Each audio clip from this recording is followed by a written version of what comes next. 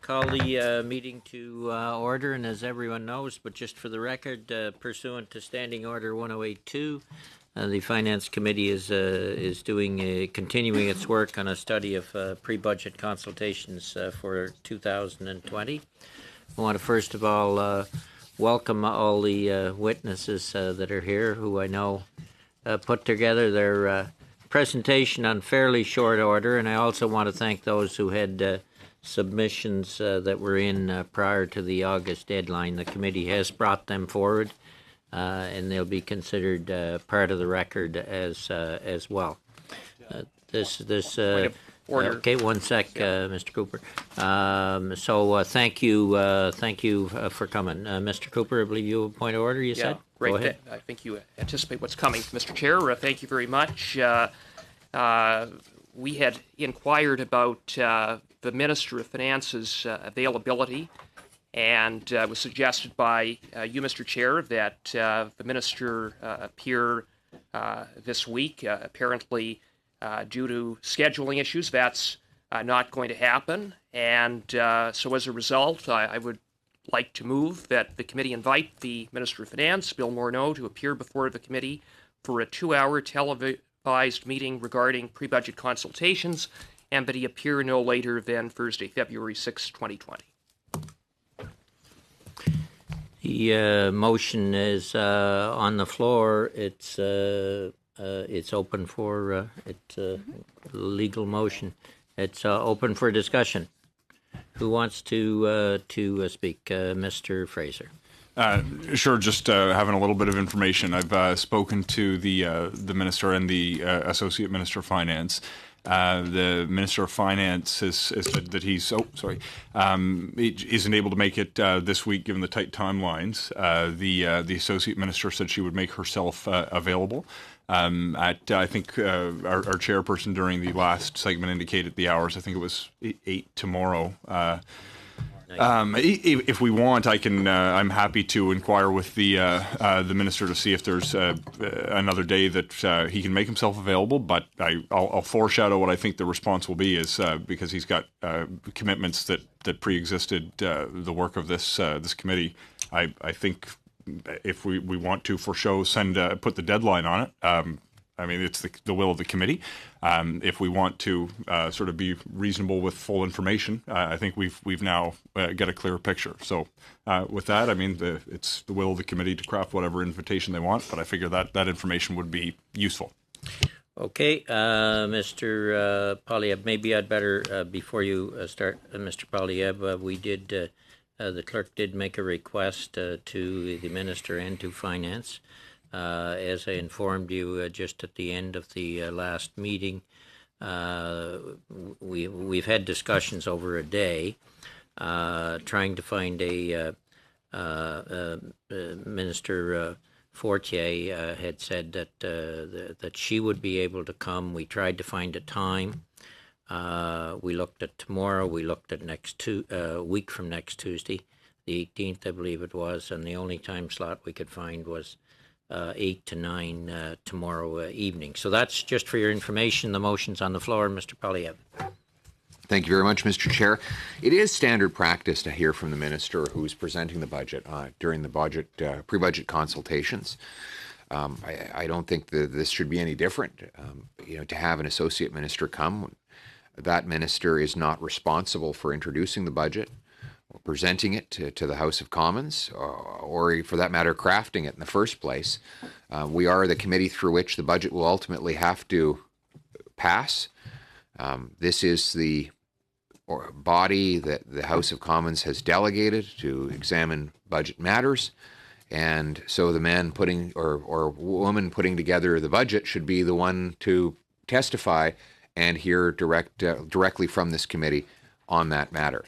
So I think Mr. Cooper has put forward a motion which is entirely reasonable, and it is actually keeping with the conventional practice. It's not like we're flexing our minority parliament muscles here by pressuring the government to offer up something that isn't typically done. It is typical for ministers to testify in person themselves without a delegate coming in their place. So let's just keep the standard practice and bring the minister. Thank you. I have Mr. Fragascatis, then Mr. Massey, and then Mr. Fraser.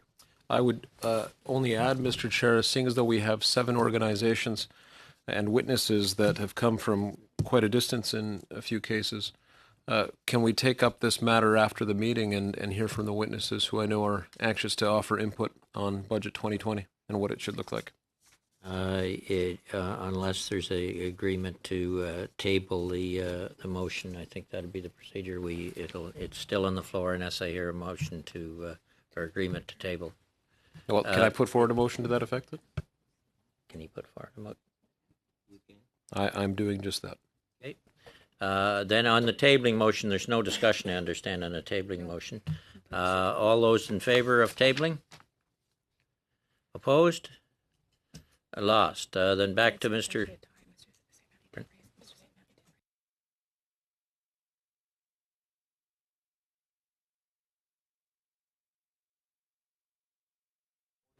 you not vote, Mr. St. Marie?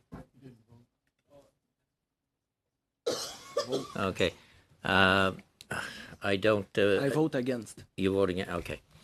Then it is defeated. Mr. Massey, and then back to Mr. Fraser. Since we do have guests here, I was just going to ask you to call the question. I think that we should just go ahead. The minister should be here, and the Liberals can amend this if the date is something that they need to do later on for the minister, so it could be amended in the future. So this way it guarantees the minister has to come. It shows it's serious to show up at a time that's convenient, and if they have an alternative date, then come back to the committee with that alternative date to amend the actual time, I think would be the way to do it. And I would ask them to call the question and so we can hear from our witnesses. Okay, the question's been called. All those in favor? All those opposed? The motion carries. Then Yeah.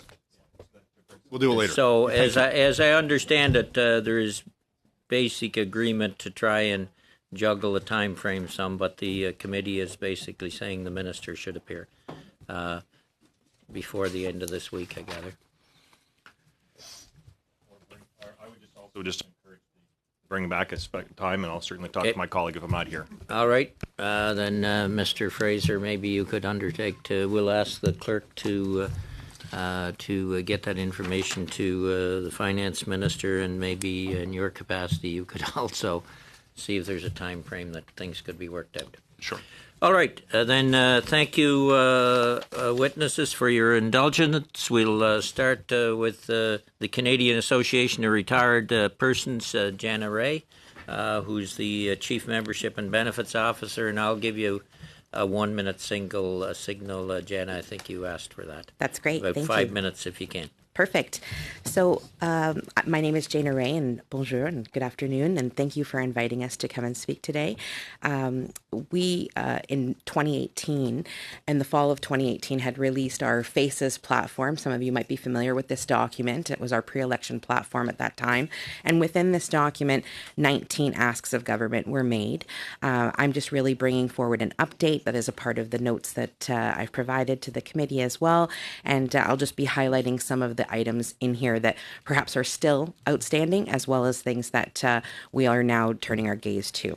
So first and foremost, we wanted to call out pension protection. This has long been on our docket of items to advocate for. We would like to see a creation of a federal pension insurance program that ensures 100% of the pension liability in the case of insolvency. We believe that this can be fully funded by plan sponsors, and we think that while this will only really impact federally regulated pensions, it could create a similar model for plans at the provincial level as well. We are also looking for amending insolvency legislation to extend super priority to unfunded pension liability. We know this doesn't guarantee pensioners that they would receive 100% of their pensions, but we believe that this is important to provide increased pension security to all pensioners of companies families that are entering insolvency. And lastly, this was not in our FACES document, but to commission a third-party study to explore alternative legislative and regulatory solutions that will ensure pensioners receive 100% of their pensions in the event of corporate insolvency. This research we're asking would involve obviously all stakeholders and important individuals within the sector, as well as academics, actuaries, employee representatives, and defined benefit pensioners.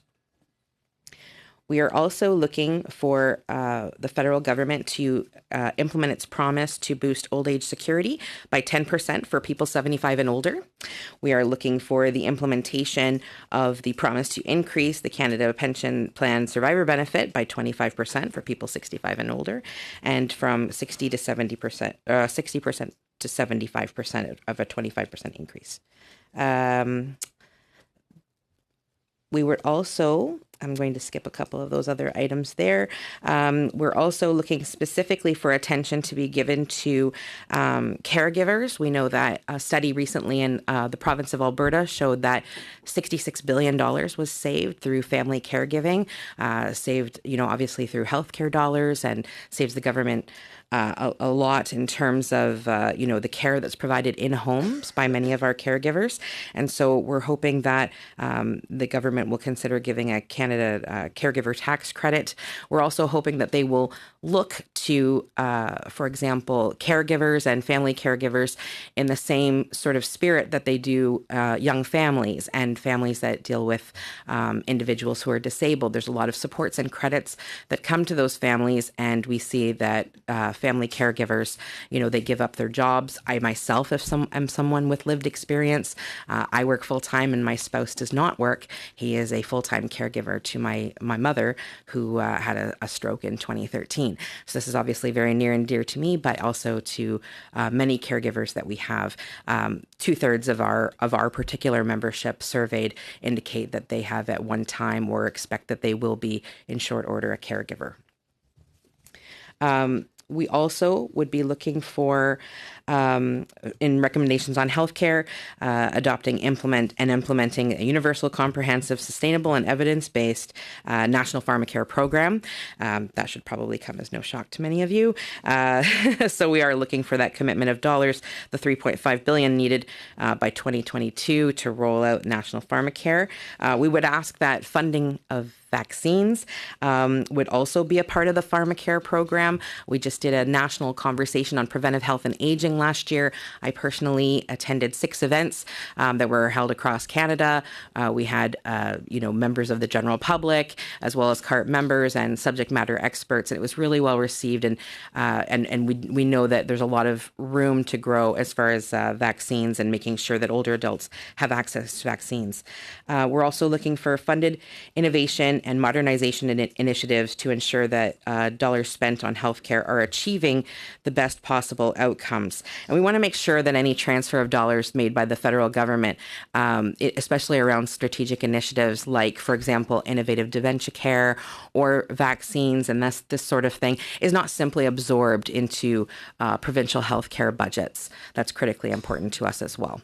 So that's the highlight of the items that are on our list. Thank you very much, Ms. Ray. We'll turn to the Canadian Automobile Dealers Association, but just to tell Mr. Grant or Mr. Goodrich from Manitoba, we do have you on camera here, and I hope you can hear what everybody else is saying.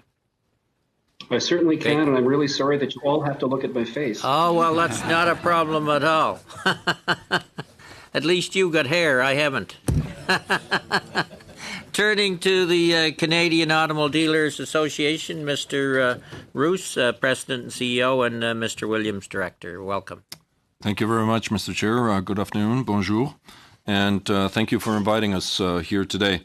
My name is Tim Royce, and I'm the President and CEO of the Canadian Automobile Dealers Association. Appearing with me is Hugh Williams, CADS Director of Public Affairs. I'm here today on behalf of Canada's 3,200 independent franchise new car dealers and our over 160,000 dealership employees who are concerned about the 10% federal luxury tax on cars that was announced during the recent election and included in the Minister of Finance mandate letter. On the surface, a luxury tax sounds like a simple policy tool that will help generate additional government revenue to help reduce the deficit or perhaps reinvest in services or programs that Canadians rely on. However, examples from both history and the present have shown that luxury and other sin taxes do not work. In fact, they end up punishing consumers, small business owners, and employees and government pocketbooks all at the same time. In my remarks today, I would like to highlight 3 areas which would be negatively affected by the luxury tax: jobs in the retail auto sector, reduced government revenues, and potential trade impacts. Let's talk about the one that we're most concerned about, jobs in the auto retail sector. To see the evident negative real-life impact on jobs this tax might have in our sector, you do not have to look far. In 2018, British Columbia raised the provincial sales tax on luxury cars, adding an additional 20% on top of the existing sales tax. The results were, well, the total luxury auto sales in BC reversed gears sharply, decreasing by over 5% in 2018. The luxury segment priced above $100,000 decreased by 16%. This has already had a significant negative impact on jobs, with 43% of our members in that province reporting lower dealer staffing as a consequence. Second, reduced government revenues. With introduction of a federal luxury tax, CID importing vehicles from other markets, to purchasing used vehicles that may have outdated technology with lower fuel economy or simply forego buying a vehicle at all. This is exactly what happened in BC, with the sales registered in that province negatively affected, as mentioned before, and the foreseen taxation revenues, therefore, not materializing.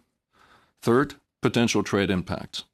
The overwhelming majority of all cars sold in Canada over the $100,000 threshold being proposed are European, with nearly 90% comprised of German and UK brands. The luxury tax may therefore violate the spirit of the recently signed CETA agreement, could jeopardize its ratification, and lead to retaliation against Canadian products exported to the EU. I would like to remind the committee that the repeal of Australia's luxury tax has been one of the key demands of the EU as they negotiate a free trade agreement with Australia. So this concern is not without precedent. If the government nevertheless is unequivocally committed to the implementation of the luxury tax, we urge the consideration of the following implementation measures to help alleviate the challenges facing our industry. First, a sequenced introduction approach for the 3 industries mentioned in the tax proposal, thus granting sufficient time for the automotive sector to adapt its long and complex international supply chains on a more equitable basis. This would also allow our members adequate time to adjust their planning, ordering, and inventory levels. Second, align with the Canadian income tax bracket logic and assess it as a progressive tax, wherein only the marginal amount over $100,000 is taxed at 10%. In addition to increasing the chances of actually generating additional revenue from this tax, this measure would also eliminate unintended pricing decisions around the proposed threshold. Third, exempt any electrified vehicles, irrespective of price. The latest safety, emissions, and battery technologies are expensive and often deployed on the most expensive vehicles first. This allows manufacturers to recoup significant investments for those technologies, which can then be deployed on mainstream vehicles. These more expensive vehicles are already excluded from Canada's ISEF rebate program and would be further penalized if captured by the luxury tax. And fourth, support a dialogue with British Columbia to avoid a redundant tax on tax situation. A further 10% federal luxury tax on top of the existing 20% BC luxury tax, in addition to federal and provincial sales tax, will amount to a nearly 40% tax on luxury cars sold in British Columbia. Thank you for your attention this afternoon. Would be happy to take any questions you might have. Thank you very much, Mr. Roos. Canadian Chamber of Commerce, Mr. Henry, Senior Director, and Mr. Stratton, Chief Economist. Welcome. Thank you, Mr. Chair and members of the committee. It's a pleasure to be here today. The Canadian Chamber of Commerce, representing a network of over 200,000 businesses of all sizes from every sector and region of the country, has a simple message when it comes to the theme of these pre-budget consultations. There is no sustainable growth without growth. Without a strong economy, our country will not be able to meet the serious challenges Canada faces as a result of climate change and an aging population. Without a focus on growth, we will not be able to foster the innovation and sustain the vital public services needed to address the challenges of a sustainable economy. To ensure a better future for all Canadians, we encourage the government to embrace a comprehensive plan for economic growth in this year's federal budget. This involves focusing on priority areas that will help enhance competitiveness and productivity to grow our economy. Canada should be more ambitious in its approach to improving our costly, burdensome regulatory environment. We should aim to become the world's most efficiently regulated jurisdiction, thereby strengthening the country's ability to attract jobs, boost business confidence, and encourage badly needed investment. The government must also focus on its infrastructure spending, on projects that will increase Canada's long-term competitiveness. A greater focus on trade-enabling infrastructure and climate-resilient infrastructure would benefit communities of all sizes, including Indigenous, rural, and remote communities. It would also help position Canada as the world's most reliable and sustainable source of food, energy, and other resources. And now is also the time for government and business to work together to equip Canadians with the skills that can align and adapt to the evolving economy. We need to fill the hundreds of thousands of current and future job vacancies across the country, and immigration should play a critical role. Canadian business has always had a positive social impact throughout our great nation's history. Businesses create jobs and provide opportunities to all Canadians. They foster innovation and provide essential goods and services like food, healthcare, and defense. Core business issues like a competitive tax system, agile regulation, skills attraction and retention, and infrastructure promotes the investment in Canadians that underpins our economic growth. But the Canadian business community has taken on another important role in recent years. Companies take their corporate social responsibilities seriously and have adapted environmental, social, and government criteria in their operations. Triple bottom line accounting frameworks now take people, planet, and profit into account, while the quadruple bottom line adds a future orientation with intergenerational equity. We recognize that climate change is one of the defining issues of our time, and Canadian businesses have a role in combating it. While climate change is not the only challenge our companies face, the transition to a low-carbon economy, if done correctly, can help businesses mitigate climate-related risks and enhance Canada's competitiveness. We understand that long-term investors and Canadians alike see value in companies that are sustainable. Our recommendations in this area include recycling carbon pricing revenue to drive innovations in energy efficiency and clean technologies. We recommend Canada create a national circular economy strategy that will support efforts made by industry to capture waste products, to create inputs for other industries, and divert plastic waste. And we encourage the government to review the regulatory inefficiencies that slow the adoption of new technologies in the utilities sector and makes grid modernization costly. Growing the Canadian economy in pursuit of a better society is the key to addressing many of the challenges we are facing. Governments cannot address these issues alone, and in many cases, significant business investment will be required. This is why it is so important to implement economic policies that enhance Canada's competitiveness, reduce the cost of doing business, and improve the investment environment. There is no sustainable growth without growth, in short.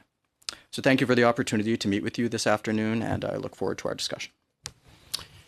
Thank you very much, Mr. Stratton. Then turning to all the way from Winnipeg, Mr. Goodridge, Laser Grant LLP. Welcome. Thank you very much, Mr. Chairman. My name is Ken Goodridge. I'm the Senior Tax Manager at Laser Grant, a local CPA firm in Winnipeg, a position I've held for the last 7 years.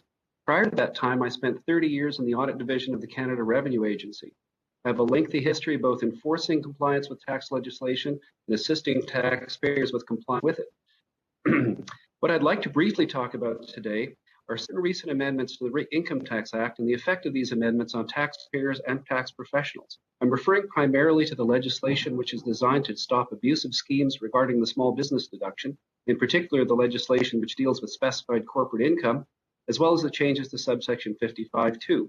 Some other significant changes include the tax on split income, or TOSI, legislation that reduces the small business deduction as investment income increases. Sadly or mercifully, we will not have time to discuss these, and I'll try to keep this from getting very technical at all. The problem with the recent amendments is that they're very complex and they can have inadvertent consequences. They're also expensive for the taxpayer because more time must be spent by practitioners researching the law and preparing tax documents.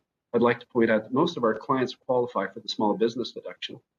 It's my understanding that the small business deduction was originally intended to benefit small businesses by allowing them to retain capital that may be reinvested to help them grow and succeed. The small business deduction remains an extremely important incentive to small business, hence the large number of schemes designed to take advantage of it. The small business deduction reduces the federal tax rate to 9% on the first $500,000 of active business income. In Manitoba, the provincial small business tax rate is 0, while the normal corporate rate is 12%. So in total, it reduces the combined federal and provincial income tax rate from 27% to 9%. So there is a large incentive to take advantage of. In terms of federal tax, the small business deduction has had much less impact than it used to have, or pardon me, has much less impact than it used to have, given that the highest federal rate is now 15% rather than 28% in the past. Nonetheless, it still represents a total federal tax saving of $30,000 on the first $500,000 of active business income earned by a corporation. However, given the additional restrictions that have now been placed on the small business deduction, one questions whether the government still considers small businesses to be a really important part of the economy. Schemes that allow corporate groups or that allowed corporate groups to acquire access to more than one small business deduction were formerly governed primarily by the association rules. The association rules were substantially revised over 30 years ago to limit access to the small business deduction. The recent amendments extend well beyond the scope of the association rules. Let me give you an example. Let's assume we have a corporation that provides services to another corporation. 20% of the first corporation's income comes from these sales. The first corporation has a 1% shareholder who is related to a 1% shareholder of the second corporation. In the olden days, this would not be a problem at all. However, under the new legislation, this income would only be eligible, that's the 20%, would only be eligible for the small business deduction if the second corporation transfers some of its business limit to the first, thereby reducing its own small business deduction. It's not hard to imagine that the second corporation may be reluctant to do so, since they're not related. The problem here for the taxpayer and the tax practitioner is in order to stay on side of the rules, a person needs to know the shareholdings of all his or her related persons, which would be parents, grandparents, children, grandchildren, spouse, in-laws, well, brother-in-law, sister-in-law. In smaller communities, it may not be possible to avoid doing business with corporations that have related persons as shareholders, which would then bring these rules into effect. And the new legislation is a radical departure from the old rules, which were primarily covered through the association rules, which really dealt with the concept of control. The expanded rules deal with other things. Anyway, another problem is subsection 55.2. It was enacted for the purpose of preventing taxable capital gains from being converted into tax-free into corporate dividends. This is very old legislation, but it's only recently been really updated. The changes to 55.2 have had a significant effect on legitimate business transactions. The amount of work that now goes into paying a corporate dividend or doing a simple restructuring has become onerous, in part because you now have to do a very lengthy calculation of something called safe income. The rules in 55.2 must now be considered when paying intercorporate dividends for the purpose of asset protection, purifying a corporation so that the shares qualify for the capital gains deduction, and various other transactions were previously all considered to be on side. The rules that I've just described not only cast the net very wide, potentially capturing non-abusive transactions, but also significantly increase the cost of compliance. A colleague recently told me that he has clients who question why a simple corporate tax return used to take 3 hours and now takes 10. The problem is that more time is needed to gather information, make calculations, and prepare tax returns and schedules. Unfortunately for the taxpayer, tax practitioners are not able to do this for free. Finance used to draft legislation to fix a particular problem. Recent amendments seem to indicate the legislation is now being drafted to fix problems that have not yet been thought of. I'm not advocating a return to the old system, which often seemed to be closing the barn door after the horse was gone. I do think it might be possible to draft legislation that falls in between the two extremes. Thank you very much, and I look forward to getting any questions. Thank you very much, Ken. Turning to Imagine Canada, Mr. McDonald. There you are in the corner. Over here. Thank you, Mr. Chair. Let me start by congratulating all the members of this committee on their election, or re-election as the case may be, to the Commons, and you on your re-election as Chair of the Finance Committee. À tous les nouveaux membres du comité qui ne connaissent pas. To all the new members of the committee that still do not know Imagine Canada, we are a registered Canadian charity that is the umbrella organisation for 86,000 registered charities and other not-for-profit organisations and social enterprises serving the common good.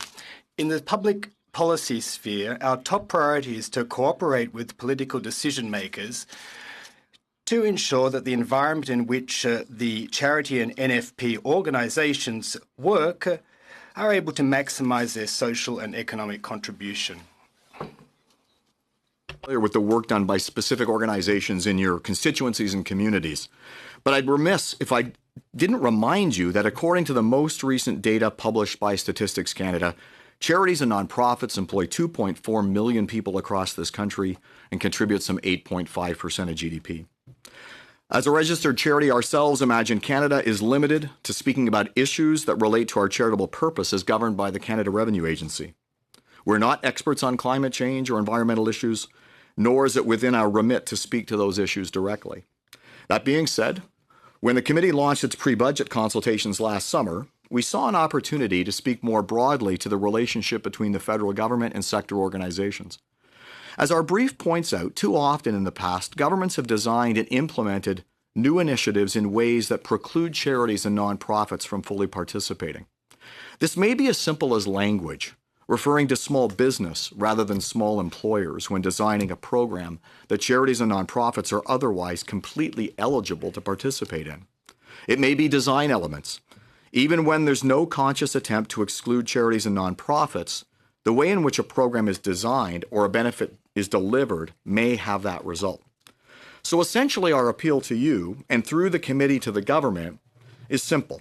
If there are going to be new initiatives to help businesses and organizations take steps to reduce their climate impact, please ensure that charities and nonprofits are eligible, that communications efforts don't imply an exclusion of charities and nonprofits, and that program design doesn't inadvertently make those initiatives irrelevant to sector organizations. Là où nous pouvons travailler ensemble. One area in which we can work together, among others, is by ensuring Canadians are fully cognizant of the impact of our sector on jobs and the economy. I just alluded to Statistics Canada's most recent figures. They are the first statistics on our sector collected in over a decade. So our next recommendation is to give Statistics Canada the resources and the mandate that it requires to collect and release statistics on our sector, as the agency is already doing across all other sectors of the Canadian economy. We've held lengthy discussions with Statistics Canada with the Statistics Canada officials, and they are chomping at the bit to do this job. Moreover, the costs are minimal, under $1 million per annum, according to Statistics Canada. And that strikes us as very little to enable the government and the sector to obtain the tools that it needs to get a better handle on our sector, to make enlightened decisions and to make fact-based decisions. It's not the be-all and end-all of what we hope would be a modernized relationship between the sector and government. We've already seen encouraging developments in recent years under governments of different political stripes. Measures have been implemented to encourage more charitable giving.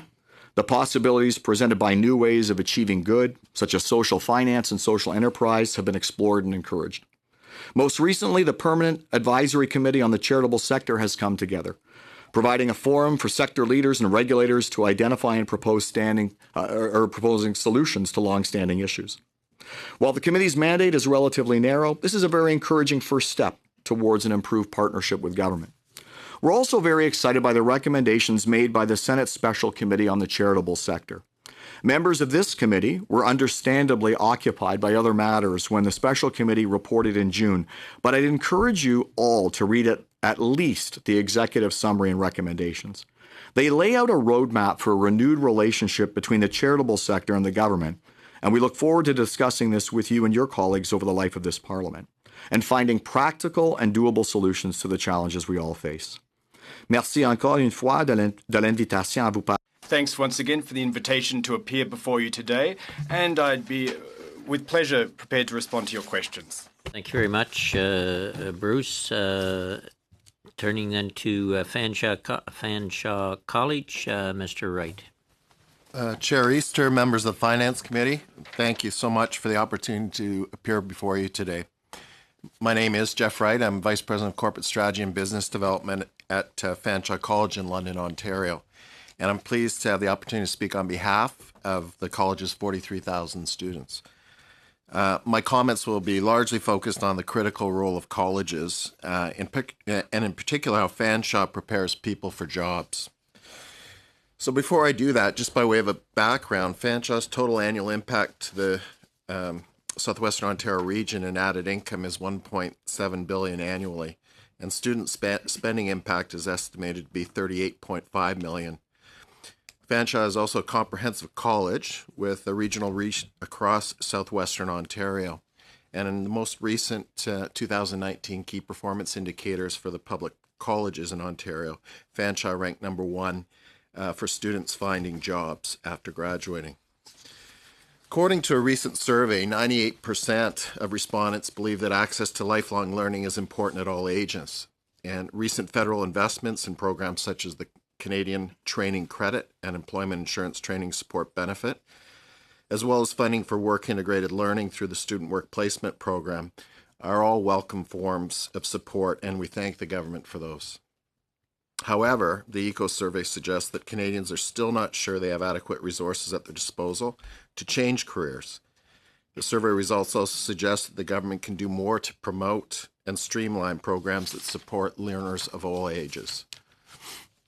We also encourage the government to support a national campaign to promote the skilled trades as first-choice careers. While we appreciate that each province has developed their own skills trade and pre-apprentice training programs, the Government of Canada could invest in skills training to ensure that there are enough qualified workers to support energy audits, retrofits, and net zero home construction, and to create the Canadian Apprentice Service, including new initiatives so Red Seal apprentices have sufficient work experience opportunities, including the provision of up to $10,000 per apprentice over 4 years for every new position created. In Ontario, Fanshawe acknowledges and supports the government's comprehensive look at apprentice training and investment in pre-apprenticeship. Fanshawe is the largest training delivery agent in Ontario and is operating in at best a break-even funding model.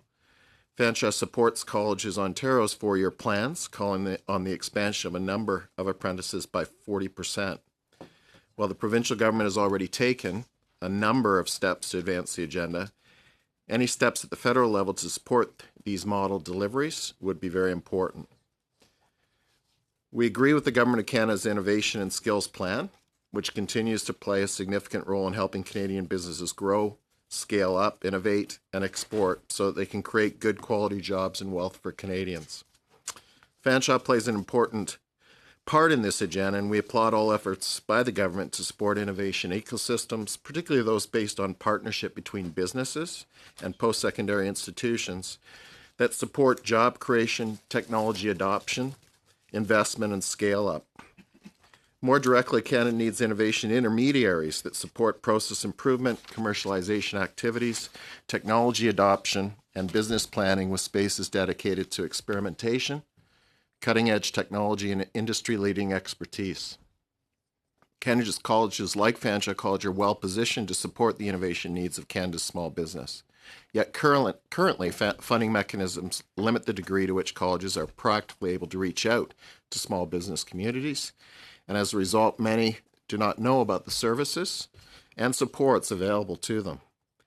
Fanshawe supports the recent request by CI Canada and Polytechnics Canada to federal government to invest $40 million per year in Canada's network of college-based service providers to double the number of small and medium-sized enterprises engaged in innovation activity.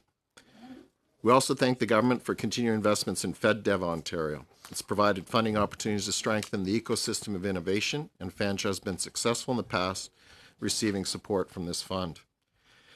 In fact, the college is currently embarking on a $58 million investment to create Innovation Village, hopefully with the support of all levels of government, including the federal government through FedDev Ontario. Innovation Village is a physical and virtual hub that brings business and industry and not-for-profit sectors to the front door of Fanshawe.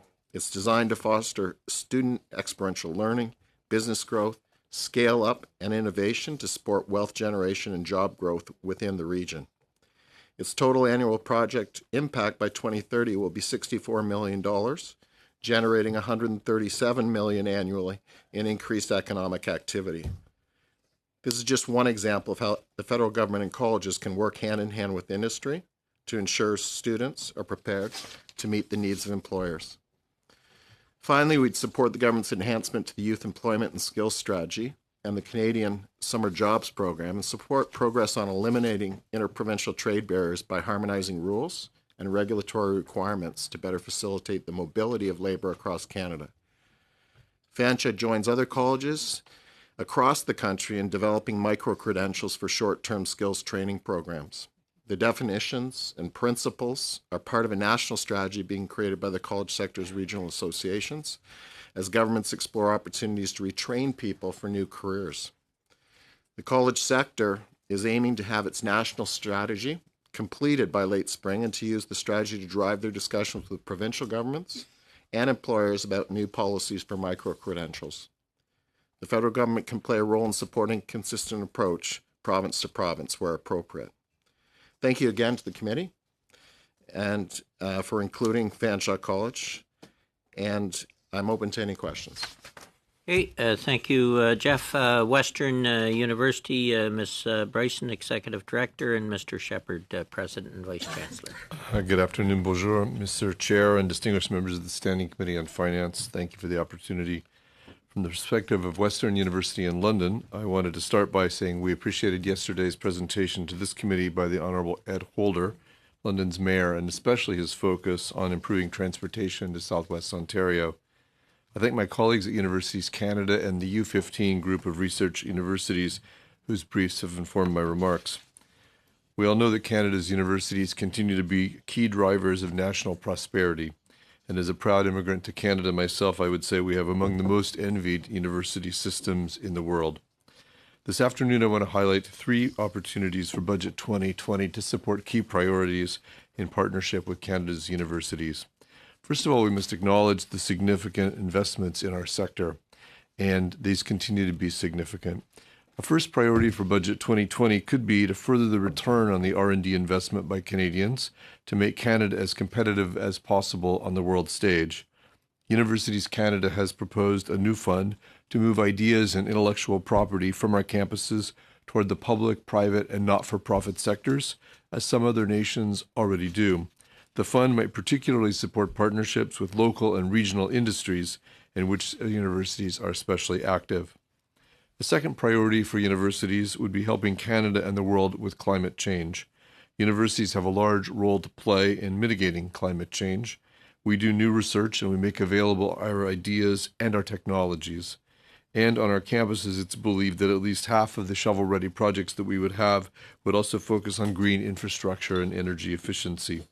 Further investment in this broad area of green tech, clean tech, would enable researchers to develop better ways to reduce our own carbon footprint, and it would position Canada further as a seller of climate change solutions in the global marketplace. The U15 has put forth 2 proposals, a Green Campus Infrastructure Fund and a Clean Future Research and Innovation Fund, that are compelling. And helping Canada strengthen its role as a partner for international research collaborations would be a third priority. Solutions to the world's most urgent and complex problems are unlikely to be found in isolation, and in a post-Brexit world, there will be new opportunities to engage in global research initiatives as the boundaries among global research institutions and national and international funding agencies are withdrawn, and these opportunities would provide new initiatives for our students as well as for our faculty. They would provide jobs as well. Thank you again for the opportunity to point to areas of investment that would make a difference, getting new knowledge out the door, grappling with climate change, and playing on an equal basis with universities around the world. Pleasure to be here. Thank you very much, and thank you to you all. If we go roughly 5 minutes per witness, per questioner rather, we can probably get 8 members on. So we'll set it at 5 minutes. You're on first, Mr. Cooper. That's what I thought. Okay. Thank you, Mr. Chair. I'm going to direct my questions to Mr. Roos and Mr. Williams with respect to the luxury tax. And you noted that it would have a detrimental impact on jobs, reduced government revenues, and trade. Now, the PBO estimates that this tax will generate approximately $500 million in new revenue by 2020. However, in that report, it was noted to be highly uncertain. I was wondering if you could speak about the impact on tax remittances in British Columbia following the imposition of the tax. I'd be glad to. Thank you very much for the question. Actually, the Office of the Parliamentary Budget Officer that you were referring to says that the estimate has a high degree of uncertainty. And one of the things it also alludes to is that behavioral responses are to be expected of a tax of this nature. So our remarks and are based on first the example that we saw in BC right here, and then the second example you can allude to is the beginning of the 90s. The U.S. implemented exactly the same tax, which then they repealed 2 years after under the Clinton administration because it was not having the revenue effect it was intended to have, and was actually devastating part of the manufacturing piece of the equation. So in BC itself, what we have seen is that clients in that segment will either have a residence in the U.S. and buy the vehicle there and register it there, or buy a used vehicle and have it there, or actually, in quite some cases, find a way to buy and register the vehicle in Alberta. So actually, when you saw the numbers that we alluded to, you actually had a decrease in the number of sales, and therefore actually the foreseen revenues didn't materialize. It actually went in a different direction. And I would note a November Scotiabank report stated that the economic argument for the tax is dubious. And in terms of the impact on sales, I think you cited a decline in British Columbia, but what would you say to those who would say, well, there's been a national decline in the last year or so on the sale of luxury vehicles? And so therefore you can't necessarily attribute it to the tax or single out the tax as the basis for that. Well, when you look at the specific impact in British Columbia of the segment above 100,000, the sales decreased by 16%, which is 3 times what the overall provincial sales decrease was in that same period of time. So you can see where that segment of the market was especially impacted, and where actually, especially in that segment, clients did find a way around, or as we like to call it, sort of shop around that tax or buy around the tax in the case of BC. Yeah, well, and in fact, in the Scotia Bank report, it noted that although there had been a decline in British Columbia, it went from a 10% increase in 2017 to a 5% contraction the following year, whereas Ontario, which did not impose a tax, had a 10% growth in 2017, similar to that of British Columbia, but instead of a decline, still maintained a growth rate of 3% in 2018. Right. So, Mr. Morans, did you want to jump in? Did you? Yeah, I had a couple of questions for Kata as well, if that's... Oh, okay. In terms of potential for job losses in the automobile manufacturing industry, which is primarily in Ontario, based on the BC experience in terms of the reduction in sales, what effect do you think that might have on the pressure it might put on jobs in the automobile industry in Ontario? Regarding the manufacturing sector itself, I would pose that question to the manufacturing sector. However, the employment impact we have seen in our sector, which is on the retail side of the business in BC, we have already felt it with 43% of our members having a direct impact on their staffing, from anywhere between 5 to 10 employees per sector. Sure. And in Ontario, you have a lot of suppliers based that are also producing parts for the international luxury manufacturers. So Just one that quick, would be a question to I'm pose to them probably also. got 15 seconds left. Just also, could you comment on the Sticky. effect on the financing industry and the banking industry on losing those sales as well? Yeah, I mean, I think it's no accident, and congratulate Mr. Cooper on having the documents in front of you that are so relevant. The Scotiabank report, we'll share that with the rest of the committee members. The finance industry, luxury vehicles are financed, and they're quite concerned about the drop in those sales. So clearly, it's going to have an economic impact. And again, the U.S. example of the Clinton administration repealing it really was a live world experience of how these things have really unintended consequences and don't work. Thank you. Okay, thank you, Mr. Fragascatis. Thank you, Chair. Thank you to the witnesses. Unfortunately, only 5 minutes leaves us with not a lot of an opportunity to really get into the details, but there's been a number of interesting things raised here today. If I could go to President Shepherd from Western first. You talk about, President Shepherd, in your presentation, the way that climate change can be addressed with government working with universities. Is there an optimal way that you would advise? Obviously, we've made a lot of investments in research over the past 4 years, many of which have focused on climate change and the need to address it. But across campuses, is there a view that you certainly as president of Western, but right across the U15, how can we work together in a better way, government, universities, even the private sector, to really advance this issue? Thank you, Mr. Fragascatis, for the question. I would say that across Canada, the students were actually on this before the faculty and staff were, and they have often been the leaders in this work, first thing to say. Second is sort of basic fundamental research on climate change has been ongoing for a long time. It is funded federally as well as in other fashions, private sector companies or whatnot. And we ought to be looking for ways to ensure that the technology we're developing it can get out the door as fast as possible, whether it's solar or whatever it may be, in terms of what's happening in the labs, that we can transmit the materials that we're developing out into the marketplace. In terms of making a more optimal model, I would say that we still need help getting our products to market, and that's the focus of both the U15 and Universities Canada's briefs this time. Okay. Is there a particular change or a particular challenge right now that holds us back, that acts as an impediment to getting things out the door?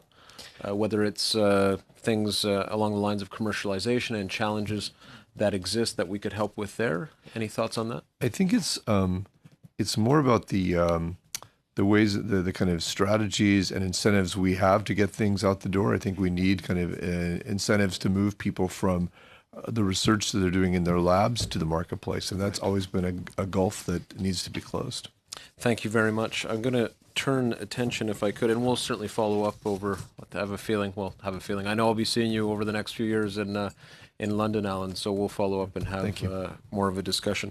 If I could turn my attention to Mr. Wright from Fanshawe College. Jeff, you talked about the need for here too, government to collaborate with colleges and make businesses aware of the fact that there's opportunities that exist on college that would add to their bottom line.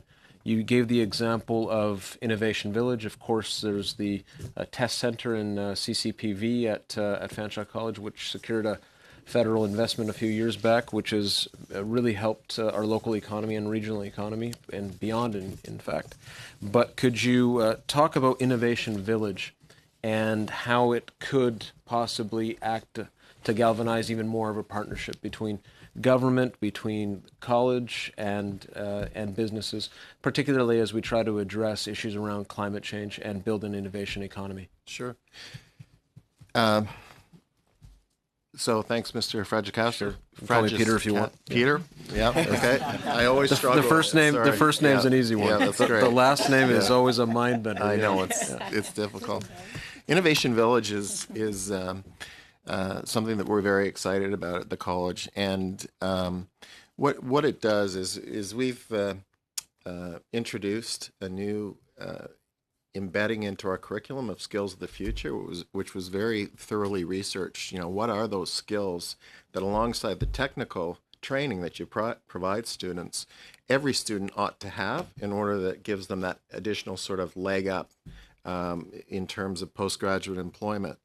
So in our curriculum, we've gone to the trouble of embedding skills of the future alongside the typical learning outcomes. We also, though, are looking to invest in Innovation Village, which allows students to actually operationalize those new skills and to develop confidence and mastery of those new skills through all sorts of different media and methods. So the actual Innovation Village itself envisions different sorts of experiential labs, virtual reality sorts of experiences, maker spaces, and so on, where industry can actually come through a front door, literally, and be engaged with students in collaborative opportunities, to generate new and exciting sort of processes and products, and to commercialize and to introduce better tech adoption and business planning and so forth. So it's really, for us, just sort of the new contemporary way of bringing industry and students together in a very meaningful and explosive way to do precisely those sorts of things. And as I say, for our students, be able to operationalize those additional skills that students in other colleges otherwise might not be getting. Thank you very much. Thank you both. And I might say to witnesses, if you have a point to add on a question that a member asks, even though the question wasn't directed to you, raise your hand and I'll catch you, because it's important we get your input at this committee. So turning to Mr. St. Marie for 5 minutes, and then to Mr. Massey for 5. Oui, merci, Monsieur le Président. Donc, bon. Thank you very much, Mr. Chairman, and welcome to all our guests. Thank you for your attendance. My first question is for Ms. Ray. You spoke to the importance of those who are getting older, may lose autonomy, and in their golden age, well, we should be able to somehow reduce the social cost to the state by addressing the care that they require and by driving it down. So I'd like to hear what your role will be in this and what the government can do to support you in your endeavours. We know that there is a tax credit, but oftentimes these seniors who are ageing don't pay any tax given how low their income is. So I'm wondering how that tax credit would be refundable at the end of the day. Your thoughts, please. And sorry, could you just repeat the first part, just because I do understand French, but oui. Yeah. Donc, que peut faire le gouvernement? So what can the government do to support these aging seniors? And specifically, you want the tax credit to be a refundable one, don't you? That's what you're calling for. Well, this was in the case of the caregiver tax credit, right? So this was in the case of, if, for example, adults that would be in their working years, actually, that are unable to actually, work and that sort of thing. Like in the case of my spouse, we've elected because someone has to be at home and caring for this older adult. So the challenge is that we have an older adult who is very high needs, would otherwise be in a long-term care and obviously a burden to the system in other ways, or we have an individual who is able to care for that individual. However, so we're just looking at modest ways so that way it could be a different perspective on income splitting. It could be a number of different ways that, we could be looking at this. But what we're asking the government really, the refundable caregiver tax credit is a very small amount in actuality when we've modeled it. We're looking at innovative ways to, I think, respect and appreciate that there are individuals who are giving of that time. We have to respect and understand that there's a loss of work hours that was going to have long-term impacts on their Canada pension benefits at some point and these kinds of things. So we really need to look at that from that perspective. Donc, une meilleure reconnaissance de ces aidants naturels-là. Have a better recognition of these caregivers and the appropriate measure. I believe as well that you called for the government to do more to help fund the health service. Remember that at the outset, the healthcare services were set to obtain 50% of their funding from the government.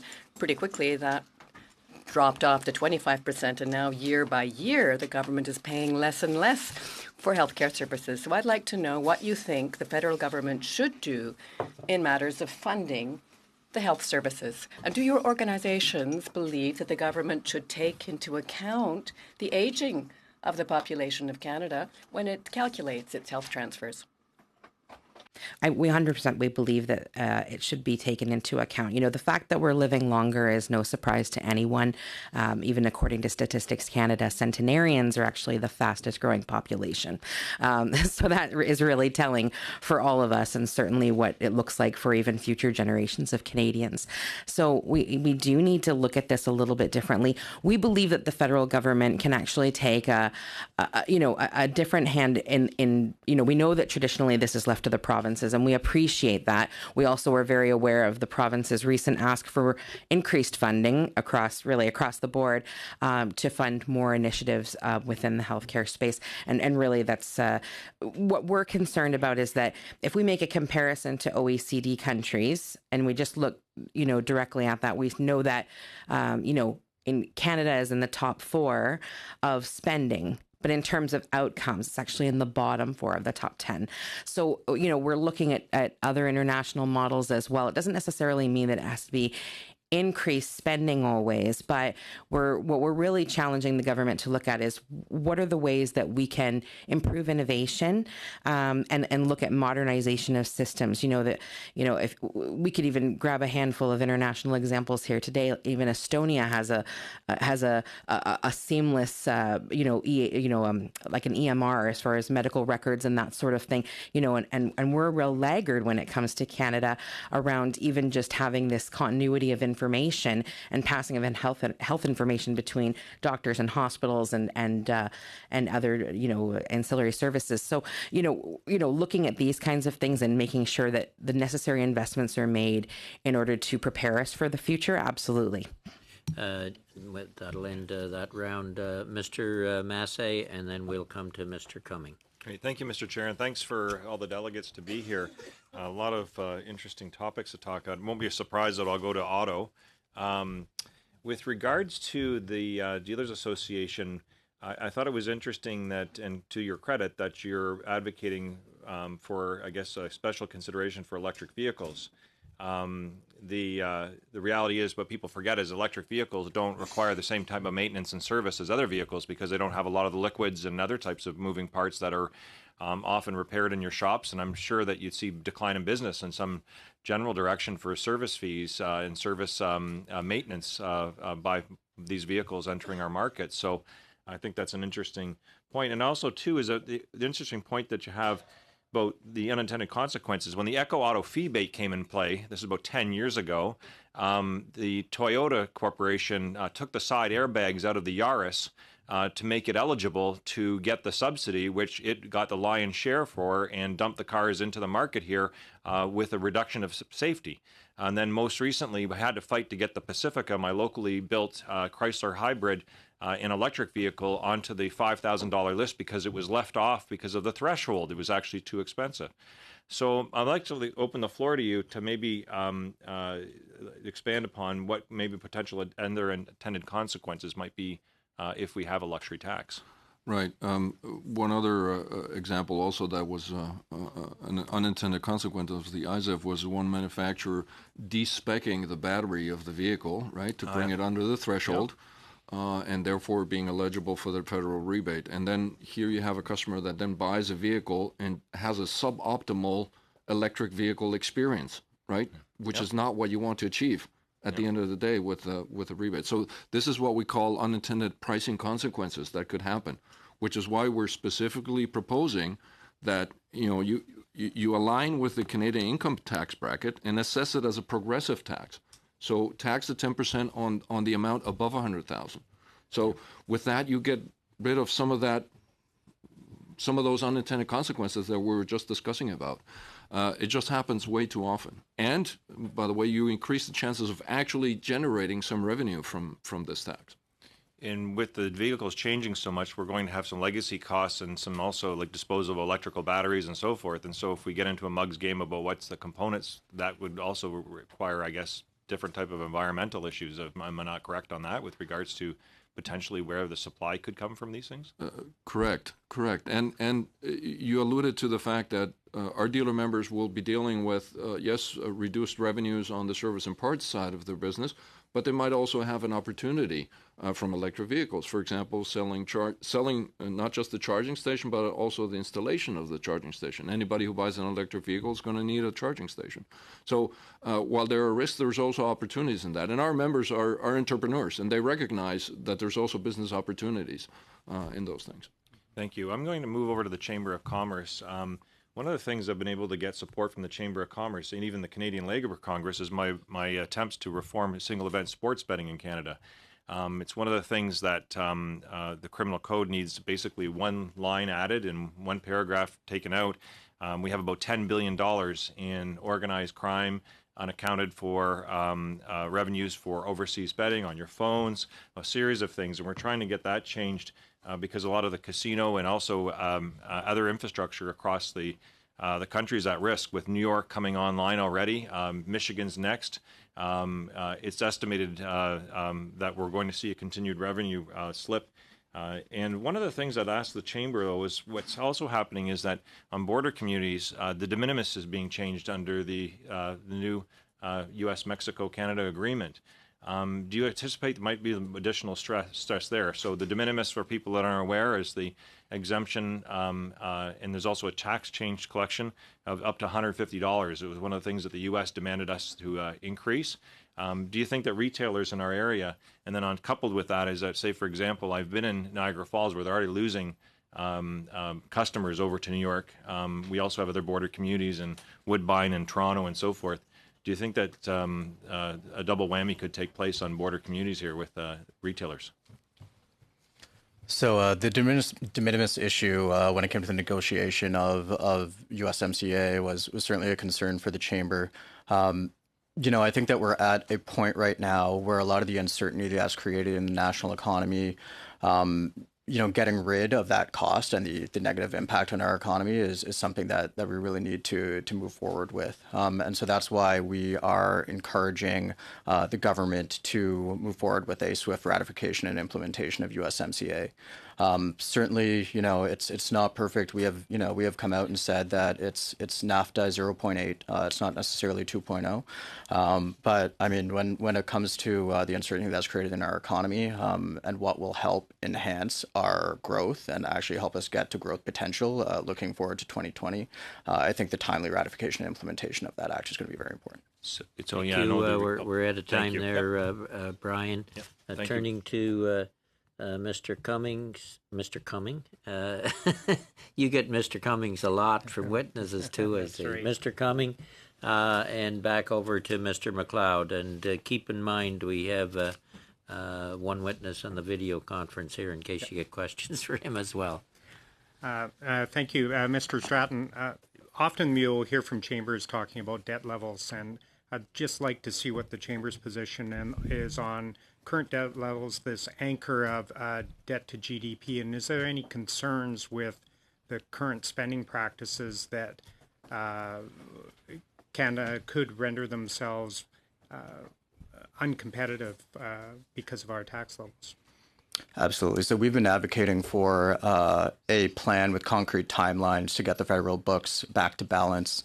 I certainly understand the argument of debt to GDP as a fiscal anchor. I think sometimes, or it's often misunderstood. I mean, a lot of the arguments come from a fellow economist, Olivier Blanchard, who used to be the chief economist of the IMF. I think his argument when it comes to that deficits are not always a concern is that cyclical deficits are okay. If there's a downturn, then to engage in countercyclical spending and to run a deficit can be useful in stopping downturns from becoming as bad as they used to be in the Great Depression and panics in the 19th century. But one of the issues with our current fiscal situation is that we have a structural deficit, which will impact our ability to run a cyclical deficit in the event of a downturn. I certainly understand the argument that when interest rates are low, that it's a good time to borrow, but the economy doesn't exist in a vacuum, and interest rates aren't always low. Similarly, if there's a downturn, then it's likely that governments will probably spend more, particularly since we don't have that much monetary policy room to cut interest rates even further, which can produce inflation. To get inflation under control, you need to raise interest rates. And when that happens, what happens to our public sector debt? What happens to household debt? And so I think it's very important when we're talking about the fiscal situation, when we're talking about debt to GDP, to think of it in a temporal context. And you talked a bit about competitiveness on the regulatory environment. How aggressive do you think we should be on reducing regulations? Often you hear the 1 for 1. Should it be 2 for 1? And also along that, with this compliance regulation, with the variety of things with CRA, can you just say how big of a burden is that for business right now? It's a huge burden. I think, once again, there's an IMF study that says it's a 4% hit on GDP per capita in Canada. And it's also, I mean, it's an low cost or potentially even low cost way or no cost way to improve productivity and generate economic growth in this country. The business community was generally receptive of the initiatives taken in the Fall Economic Statement in 2018. But the issue is that the amount of regulations that pose an undue burden on Canadian business has still increased since that point. So I think, one of the promises made at that point is to include economic mandates and regulator mandates to look at the competitiveness of different regulations and its impact on the economy. The Canadian business community would certainly welcome that. And a 2-for-1 rule is certainly what we're looking at too, considering that the amount of regulations that place a burden on business has even increased since some of those promises were made. Implementing a 2-for-1 rule will help reduce those amounts of regulations. I believe you had a supplementary. Sure, I just see Mr. Goodrich sitting there. From my hometown in Winnipeg. How are things? A little cold right now. Cold. Are you going to the Jets game tonight, or? No mosquitoes? No, I'm going next week. Next week, okay. Wanted to ask you, in the last session of your, by the way, thank you for your presentation. The last session of Parliament, there were a number of different tax changes that took place that were fairly fundamental in terms of how our tax system operates vis-a-vis small business. And I'm referring to the restrictions on what was called dividend sprinkling or splitting income through the use of dividends, and the new rules on passive income. And just I wanted to get what your experience was on the ground there with your firm's clientele in terms of how they're coping with that burden. Well, we're still trying to cope with it because we have a number of clients who are affected by this. As you're probably aware, a great many taxpayers had set up family trusts for the purposes of dividend sprinkling, which was considered legitimate at the time. It was often part of an estate freeze. And what's happened is we've simply wound up a lot of those trusts because they're not required anymore. But it's the tax on split income, which is really what this was all about, has created it's created a lot of extra work, mostly because just trying to get a handle on all of it and trying to figure out everything that it affects, because it was such a comprehensive change. So we've got trusts that are being wound down. We're working on making sure that we can still pay out capital, take advantage of the capital gains exemption, things like that. It's hard to describe all of it because it has had a major effect on a number of our clients, because our clientele They're primarily small business owners, Canadian-controlled private corporations, professionals. Many of our clients have been affected by this. And as I said, we're still struggling to cope with all of it because it affects almost all of our clients in one form or another. Thank you both. Mr. McLeod. Thank you, Mr. Chairman, and thank you to all the presenters, and thank you for the submissions you made. I wanted to talk a little bit about the Chamber of Commerce submission that was made to our committee, in particular the attention to the pay that was paid to the infrastructure needs for the Northerners. I think everybody knows that the North is on the front lines of climate change, and there's a very urgent need for infrastructure that meets both our current and future landscape. And your recommendation that proposes a new Northern Infrastructure Fund, in addition to both a pan-territorial infrastructure strategy and all-season road network strategy, all of which I would love to see in Budget 2020. I wanted to ask you a couple of questions just to give me some more detail on what your thinking is. I want first of all, I want to ask, how do you envision the structure of these new funds and the strategies, and what role does the federal government need to play? Sure. Thanks so much, Mr. McLeod, for the question. I think that overall, when we're looking at a strategy, I think we'd like to see something similar, probably to the way that the Canadian Infrastructure Bank could be guided, and that's something we're also looking for as well. Is that a strategy that would be comprehensive, that would look towards the opportunities to actually sort of create more trade-enabling infrastructure. Probably with what sort of a caveat on this is that we'd probably also be looking more towards resiliency infrastructure as well. I think that when we think about northern development, I think there's a lot of opportunities. There's the opportunity on the one hand in terms of sort of a climate change mitigation well in advance, as well as the fact that, as we try to respond to the transition to the global economy, or sort of the transition to a lower carbon economy, there's certainly an opportunity to pair that infrastructure development with further support of mining and minerals, especially when it comes to coming up with the minerals and resources that are going to be key to the transition to a lower carbon economy from precious metals and onward. I think that increasingly as well, there's opportunities for those linkages to be used to get those communities off of diesel, which is often the case with the primary power source. In terms of actually, net emission reductions for Canada's overall emissions, that isn't huge, but what is huge is actually bringing down the costs for businesses to operate in northern communities, as well as creating the conditions for more stable fiber optic infrastructures. And that would be part of that infrastructure process, is to make sure that our north and remote communities are digitally connected, because that is going to be kind of key to participating in the global economy as it matures. Thank you. And I think you'd hear the Chamber of Commerce in the North and the Chamber of Mines both echo what you're talking about.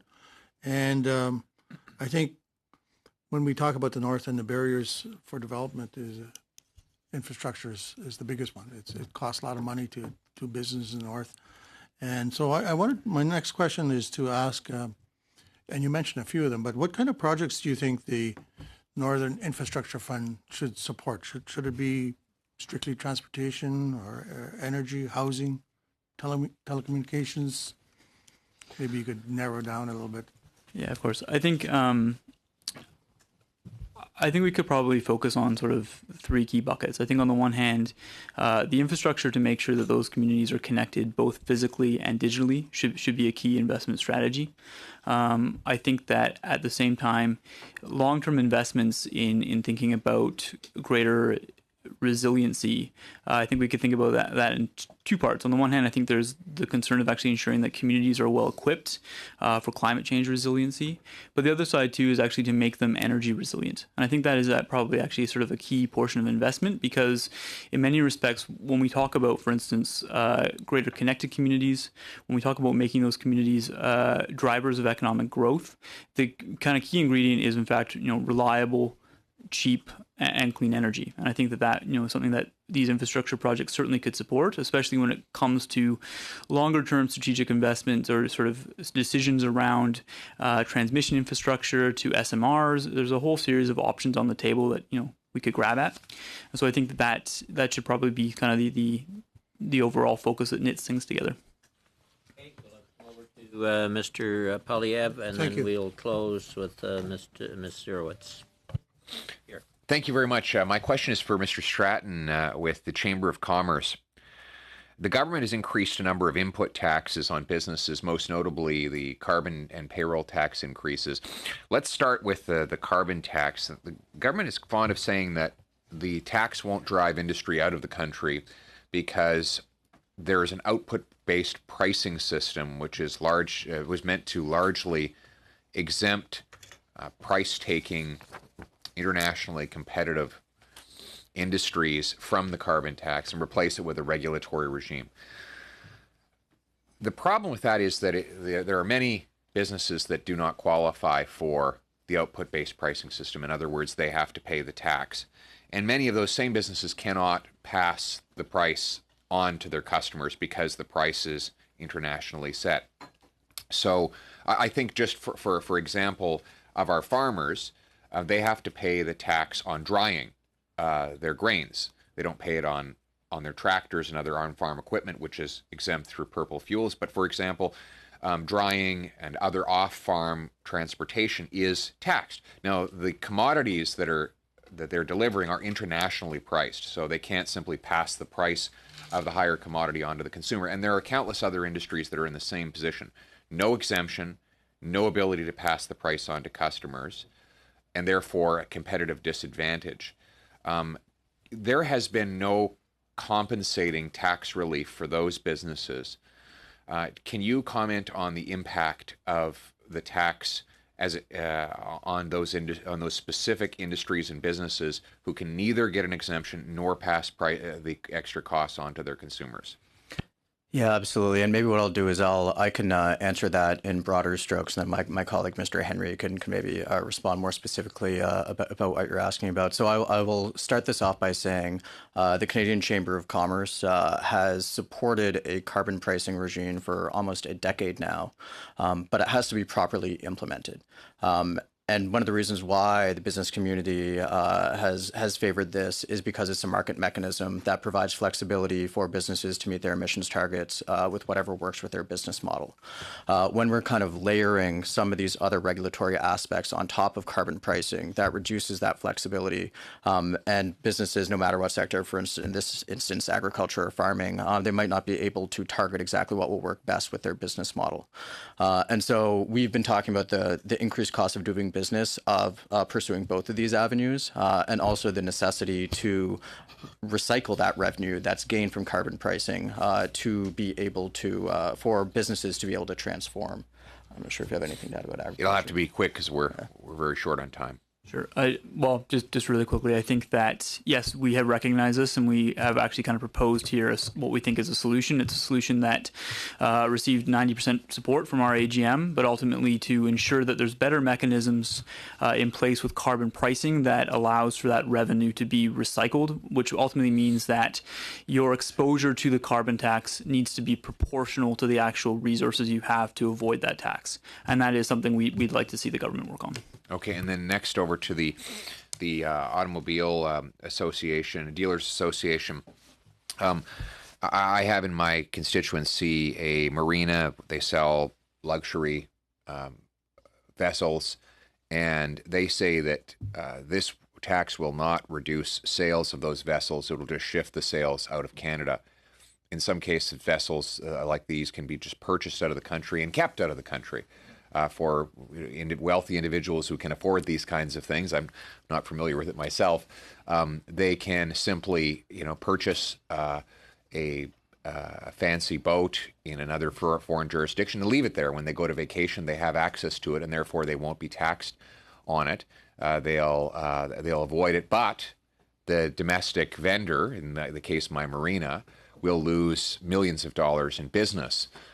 Do you think there's a chance that this will simply shift business outside of the country for luxury items like pleasure craft and other items that will be taxed by the proposal. Yeah. In our industry, we've seen exactly that happen in BC, with customers, again, buying and registering in their secondary residence in Arizona, Florida, California, whatever that might be, and or finding a way to buy and register the vehicle in the next province over, which was Alberta, or buy used vehicles. So we have seen that effect in our sector, definitely, with the BC example. And again, I would refer to you to the example in the U.S., 1990 to 92. You saw the exact same thing happening there, with people just either delaying purchasing decisions or taking other avenues.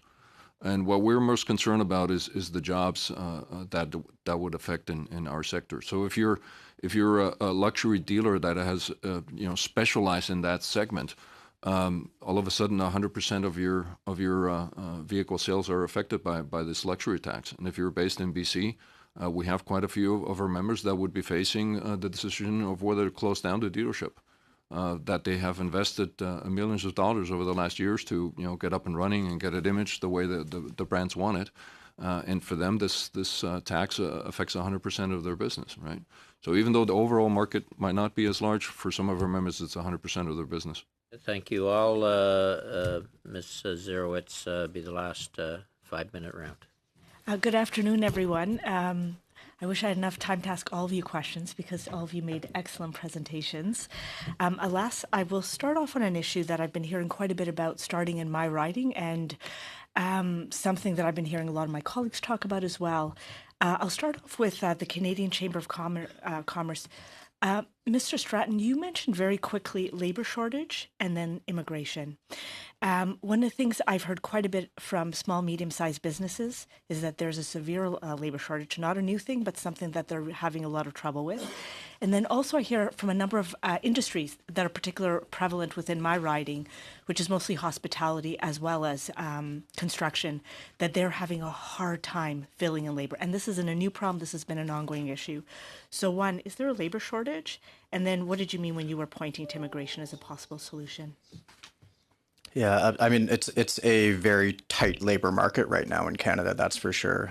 And there are a couple different aspects to this. There's a skills gap, at least, in terms of what's being demanded in the market versus what's in the labor supply. And then, particularly in certain areas of the country, maybe some underserved area when it comes to the labor market, there is a shortage of labor in those areas too. What we have been proposing is, first of all, a pathway to permanent residency for a number of immigrants, whether they're international students or just people that are working here on temporary foreign worker permits, but to have those decisions made at the local level, as opposed to having some sort of national overarching strategy. And what's going to be key for that too is having the proper local labor market information as well to be able to match the skills of people that are available, whether it's through permanent residency or and otherwise. if I could just interject for a second, Yep. and this might be a little unfair to you. I was talking to someone else within the Canadian Chamber of Commerce over the last couple of days, and I did get onto the data shortage. I was told that there's some sort of general national data, but what's lacking is local regional data, and that's become highly problematic in terms of clearly identifying labor shortages, skill shortages, and even skills mismatch that might actually be happening. Can you validate that that's true? Yeah, I mean, having granular data at the local level, we could certainly improve on that. And it's very important, too, to be able to match those skills with where it's demanded, because the skills that are needed in rural Newfoundland are going to be very different than what's needed in downtown Calgary. And so it's important to have that information and be able to have that pipeline. And while employment and labor tends to be in the jurisdiction of the provinces, do you see that maybe the federal government might have a role in terms of creating some sort of a framework and gathering or providing resources to get that information? Yeah, absolutely. I mean, there are definitely federal departments that are very much involved in data collection. There are two ways to collect data, through surveys or through a footprint that's left. I certainly know that the federal government is experimenting with some of these new methods to be able to gather that, and we'd be happy to help out through our local chambers of commerce as well. Okay, I appreciate that. Then I'm going to turn my attention to Fanshawe College and Mr. Wright. You had talked about federal government support for more funding to promote those trades. And then I also took a note down in terms of, I called it integration support with small businesses, so providing more support that'll sort of help facilitate that. In relation to this issue around, I mean, typically, I spent a couple of days in Berlin before Christmas. They do such a wonderful job in terms of bringing together their educational facilities, their unions, the government, and businesses to try to figure this all out. Maybe if you could just explain how the role you might see in terms of federal government helping to address this issue that it seems to be percolating. Yeah. Okay. Well, there is, and this may be more the provincial purview, but there is a funding gap between what we receive in seat plan versus what it actually costs us to deliver. So that's something that needs to be remediated for sure. I think with apprentice, generally speaking, there's much that can be done that's actually no or low cost too, just better coordination. So there's a lot of disparate sort of information for young people and older people alike about apprentice, generally speaking, and so there's much we can do. I think that the federal government could support around a strategy for better navigating and wayfinding of this information. There's much we can do to support, I think, younger people to become really engaged and excited about this as a future career, and to provide opportunities for them to actually sandbox it out with a number of those sorts of partner organizations you described, because I really do think as you say, that the German model is illustrative of what we should be doing in terms of bringing those parties together to create a solution together. Yeah. If you can wrap up pretty quickly, Jeff. Okay. We've run out of time. Just Mr. McDonald with Imagine Canada. You didn't get any questions. Is there anything you want to add to the discussion that's been going on around you? Well, there's lots. In a minute or less? Yeah.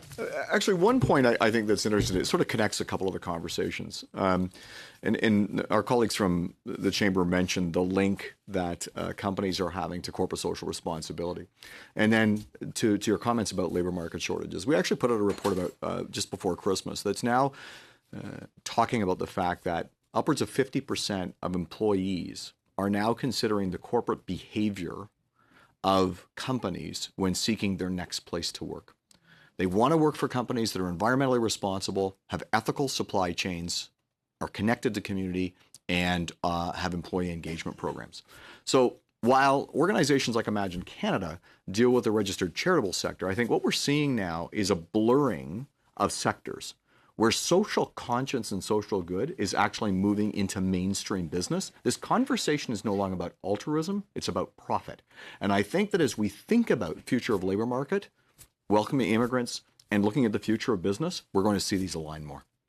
Okay, thank you. And just one last thing, Mr. Roos, with the Canadian Automobile Dealers Association. Now, back through the brief is forwarded in August, and I don't think there is information on the luxury tax in it, or I couldn't find it. Can you send us a note on your experience with the luxury tax in BC? And it might be, just send it to the clerk. It might be helpful for our thoughts. Okay. Absolutely, Mr. Chairman. And just a note on that is it hadn't been proposed at that point in time, so we weren't. That would be helpful to us then. Okay. Sorry, Jenna. Just one quick thing to say that, since I'm surrounded by such a diverse group of witnesses here, don't underestimate the value that an older workforce can bring. Certainly, that's something that we hear all the time. We do hear that ageist practices, unfortunately, in employment are alive and well today, and that a lot of our older adults are looking to upskill or change, and would be open to a number of opportunities. So please don't underestimate that.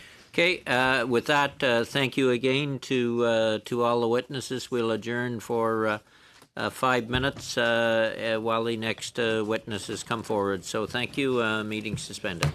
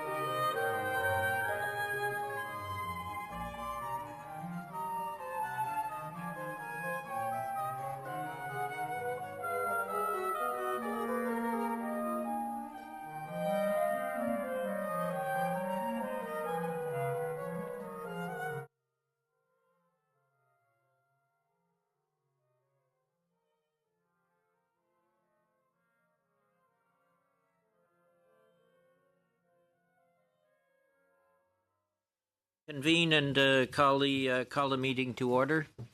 We're starting just a wee bit late. So we are here to further our study on the pre-budget consultations for 2020. I want to thank the witnesses for coming, putting together a presentation on very short notice and making it here. We're under a very tight deadline. We have to table our report on February 28th. So thank you all for coming, and also thank you to those who did earlier briefs in the month of August. We have those, and they'll go into the record as well. So we'll start with Advanced Biofuels Canada. Mr. Roberts, President and CEO. Welcome. Thank you. Bonjour, mesdames and messieurs. Thank you for the opportunity to speak to you today. As the chairman said, my name is Don Roberts, the president and CEO of Nooitka Capital Advisors, and I appear before you today to speak on behalf of the Advanced Biofuels Canada, also known as ABFC.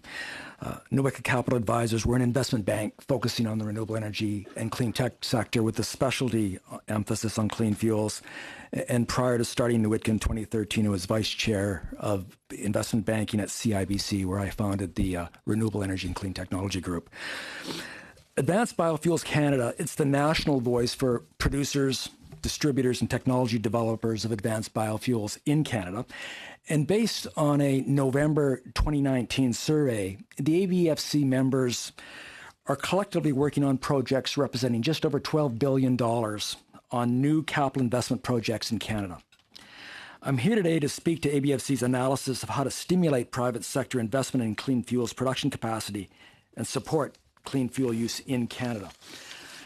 Now, in 2019, the Canada's national clean fuel industry sectors, they conducted a review of investment conditions to identify measures to increase investment in the domestic production of clean fuel and support electric vehicle adoption with two key objectives. One is meeting climate action commitments, and second, supporting successful implementation of the federal clean fuel standard. The review concluded with several overarching recommendations for Budget 2020, and I'll summarize those in a moment. But just before doing that, I wanted to just note that any recommendations to be truly effective that are coming out of this, it's important that government really execute TLC. And while we all love tender loving care, what I'm really talking about is transparency, longevity, and certainty with regard to the government actions, and to harness market forces instead of working against them. Now, the ABC, as I said, has three key overarching objectives. The first one is that Canada start by establishing a comprehensive, long-term Canadian clean fuel strategy to address the climate emergency, support sustainable growth, and ensure competitiveness of the production and use of clean fuels in Canada. It's important to note that Canada's clean fuel strategy is not a bottom-up approach that requires us to start from scratch. A lot of work has already been done. We do need, however, to connect the various disparate parts. Now, AFPC is really recommending that the clean fuel strategy start by establishing a clean fuel signal. And that's by, first of all, setting clear emission reduction and economic development goals for the non-fossil clean fuels through 2020. Second, setting differentiated targets for clean fuel production and use in Canada, covering a series of products, starting with renewable fuels other than non-fossils and low-carbon liquid fuels, including renewable gases like biogas, renewable natural gas, and renewable hydrogen, including renewable solid fuels like wood pellets and torrefied biomass, and lastly, electric vehicles. The third issue is really having a strategy which would actually enact the clean fuel standard regulations to meet the clean fuel goals and targets. And this will be achieved by actually increasing the 2030 target and setting minimum requirement for clean fuel use. So that's the first recommendation. The second one is that Canada commit core funding through 2030 to directed initiatives to attract private capital to build clean fuel production capacity and infrastructure. Specifically, the Canada's Clean Fuel Strategy Brief identifies a number of specific measures to support private sector investment in this space, but a key one is to establish a $2.5 billion clean liquid fuel capacity building fund through the Strategic Innovation Fund. The third recommendation is that Canada commits support to expanding Canada's clean fuel technology and innovation systems through targeted measures. And by this, we mean things like refundable tax credits, accelerated capital cost allowance, clean growth capital grants, and core applied research funding. Advanced Biofuels Canada has taken the initiative to develop the core of a Canadian clean fuel strategy, which includes more detailed recommendations for the committee's consideration for Budget 2020 measures. As translation of the full brief is still in progress, ABFC asks for your leave to submit its brief to you in the coming days. Now, in conclusion, capital will not flow without TLC and public policy. Private investors can mobilize capital to the clean fuel space, but they need a clear and stable signal from government that's meaningful. With proper implementation, Canada's clean fuel strategy will get the job done. The good thing is that the benefits transcend the politics of climate action. Before concluding, I'd just like to highlight 5 of these key benefits, in particular before finishing. The first one is that these economic benefits we've identified manifest themselves throughout Canada. Second, that Canada has already established commercial supplies of sustainable crops and forestry and agricultural residues, and clean, renewable power for electric vehicles. We already have a robust, globally competitive platform to stand on. Third point to note, clean fuels support farmers, foresters, and rural communities, often those left behind. Fourth, advanced biofuels technologies will help promote communities, especially in the north, get off diesel power, reduce industrial pollution, and capitalize on economic opportunities from waste management. And lastly, clean fuels investment will create long-term clean energy jobs and support sustainable growth. So now is indeed the time for some bold action in Budget 2020. Thanks for the opportunity to appear today, and happy to entertain your questions. Thank you, Mr. Roberts.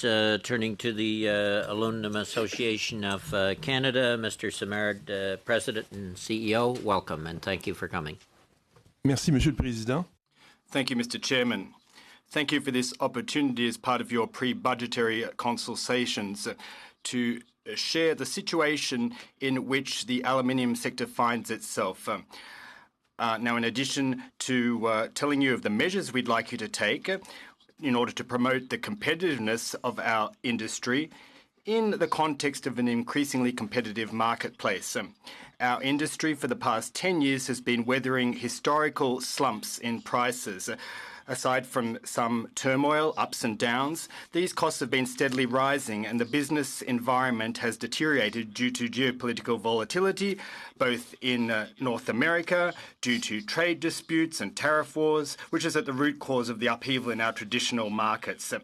Now, our plants are aging, require new upgrades, investments for upscaling to deal with the challenges of the next quarter century and to remain at the head of the pack, which requires 4.0 advanced production, megadata, robotics, etc.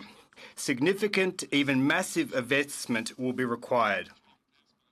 Let's be clear here, however. We're not talking about an expansion phase or major capital investments. We're talking about remodernizing existing capacity, overhauling it to take up the challenges of the next quarter century. The upgrade of the US tax system in 2018 changed the, investment environment in the United States. We saw what happened with the auto sector that went to Mexico, lower costs, and in fact, some of this amounts to nothing, given the actions of the other two countries for the Canada-US-Mexico trade pact. Our business environment remains unstable, subject to political decisions taken elsewhere, and significantly affecting our commodities market and its dynamics.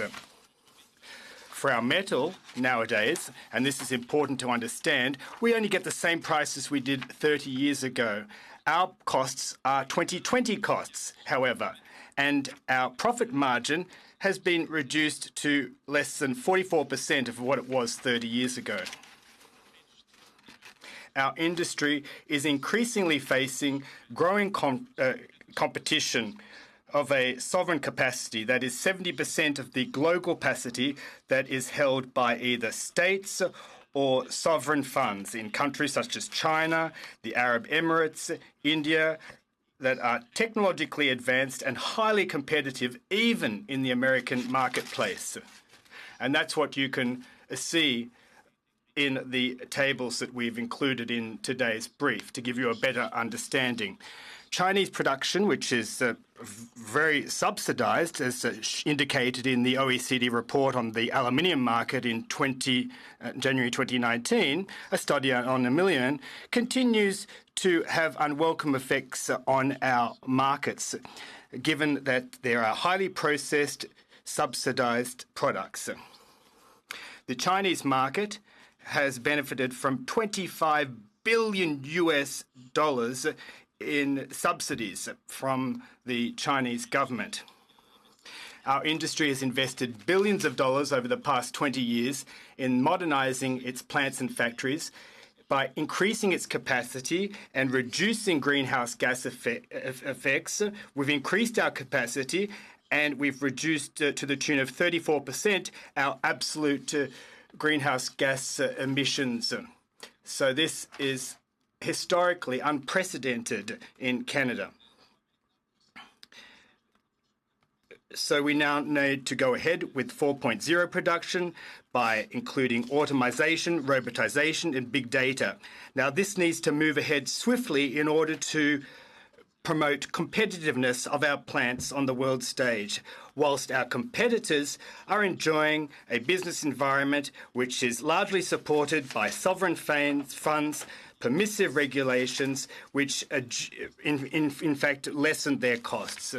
And that is why we would like to make the following recommendations with that backdrop. In order to improve our competitiveness, in collaboration with the provinces of Quebec and British Columbia, we need to look at the accelerated capital cost allowance and overhaul that when it comes to capital spending in order to address an inequality in the various sectors and give access to the aluminium sector what the steel sector has under Category 53, which is put in place in the budget statement of 2013. We need to review the parameters of the CIF program in order to factor in modernisation needs with respect to our plants, and that is with a view to our future prosperity and competitiveness.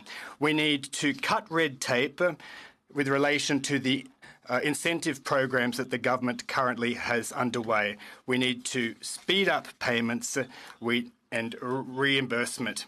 Now, with a view to protecting and maintaining our access to the CUSMA market, we need to use government supply in order to value the use of the projects that are funded by the government by using low carbon footprint solutions. And this doesn't only apply to aluminium, it applies to other products. The government showed its stripes very quickly when it said it would fund major green infrastructure projects across Canada. And I would submit that green infrastructure projects should first and foremost use materials that have a small carbon footprint and are homegrown. We also need to ensure that we closely monitor aluminium imports, and I'd like to congratulate Canada on that. We need a monitoring system when it comes to the import of aluminium akin to what we see with steel. The computer systems, the infrastructure needs overhauling, and so there needs to be a capital investment injection in order to upgrade these systems. We need to ensure that Mexico also has an oversight mechanism for aluminium, which is just as stringent as Canada's. And we need to ensure, alongside with the Canadian, or rather the Mexican and US governments, that there is a fluid trading of these products. So there should be a trading space that has a number of signposts, of course, and yardsticks, but we need to have an equal playing field that is nevertheless subject to oversight. We need to support a traceability system for metals across Canada. We need to track what we're producing to make sure we know where it's going, and that's another step that I would submit needs to be undertaken. Thank you. Thank you, Mr. Simard. Turning to Ms. Hatch with the Association of Home Appliance Manufacturers Canada, and just to let you know, in Calgary, Mr. Wheelingen, we'll get to you after Ms. Hatch. I know out there in the wilderness on your own, well, Calgary's not the wilderness, but out there on your own on a video is sometimes difficult when all these people are here. So we'll get to you next. Go ahead, Ms. Hatch. Good afternoon. The Association of Home Appliance Manufacturers represents manufacturers of major, portable, and floor care appliances in Canada and the United States. Our membership includes over 150 companies. The industry supports 40,000 jobs in Canada, including manufacturing, sales, distribution, and retail. In Canada, the factory shipment value of these products is $5 billion annually. Home appliances are very energy efficient. A modern refrigerator uses half the energy it did a few decades ago and uses less energy than a 60-watt light bulb. Clothes washers can save households 19,000 liters of water and more than $150 in utility costs compared to 10 years ago. And today, washers are 70% more efficient, yet hold up to 20% more laundry. Both NRCan and the U.S. Department of Energy set mandatory minimum energy efficiency standards that appliances must meet. Canada has historically been slow to adopt the stricter energy efficiency standards introduced in the United States. Since 2016, the two countries have made significant strides towards harmonization and alignment. Regulatory alignment is critical to avoid unnecessary double testing, barriers to trade, and it maximizes consumer product choice. This is why AHAM was disappointed to see the Liberal commitment to make Energy Star certification mandatory for all home appliances by 2022. Although the true meaning of this commitment is still unclear and implementation has not yet started, it has created great uncertainty in the market. Some retailers are rethinking their purchasing decisions because they do not want to be left with inventory that can no longer be sold in 2 years. The commitment also contravenes the CUSMA agreement. The government sets energy efficiency levels that all regulated appliances must meet, and these have become more strict over time. Energy Star is a voluntary program that is separate from this process. The Energy Star label makes it easy for consumers to identify energy-efficient products. It is intended to highlight the top 25 to 30% or best in class of energy efficiency. This competition motivates manufacturers to find new innovations, and manufacturers in turn make significant investments to qualify for the program. If the Canadian market is limited to Energy Star products, this competition ends and the mark loses meaning. The Energy Star brand is owned and trademarked by the U.S. Environmental Protection Agency. It is highly praised by both NRCan and industry alike. The brand is recognized by 85% of the public, and the logo is used around the world. Canada is a net importer of home appliances, with the U.S. and Mexico being the predominant trading partners. Manufacturers design appliances for a single North American market. This larger market increases consumer choices, drives down costs, and maximizes economies of scale. This is why CUSMA has an energy efficiency annex that promotes the harmonization of test procedures and energy performance standards. Annex 12D5 also clearly states its support for voluntary programs, such as the Energy Star, to promote energy efficiency. This is in direct contrast to the government's proposal to make the Energy Star program mandatory.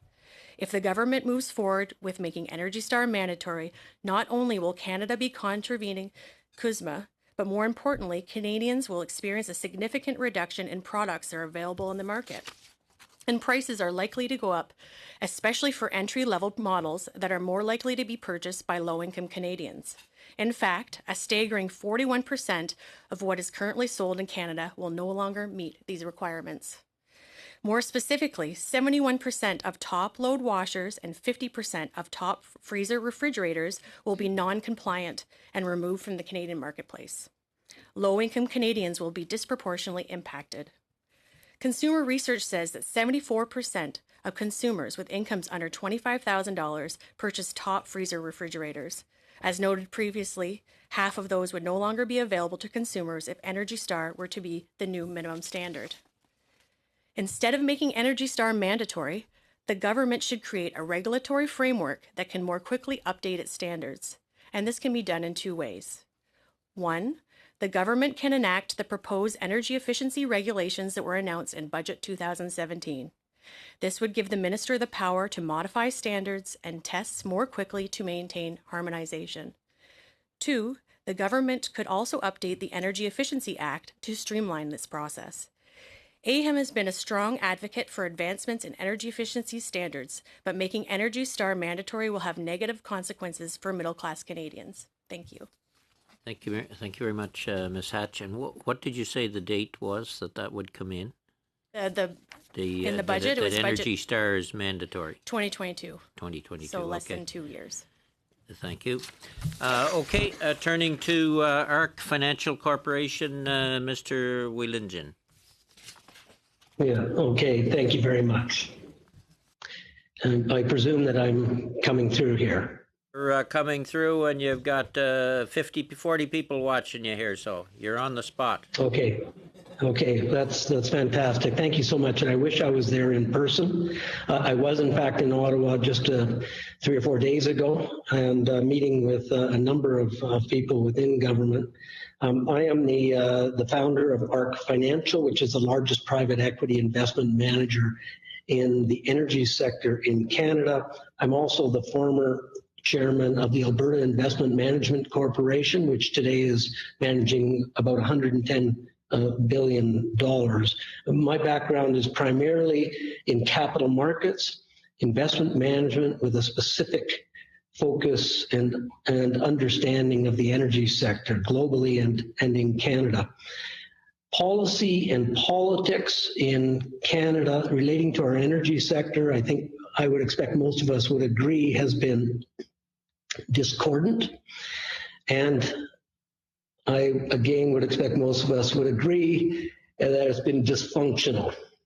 And there's a search underway, and I'm very much part of that, for what I think of as a unifying vision.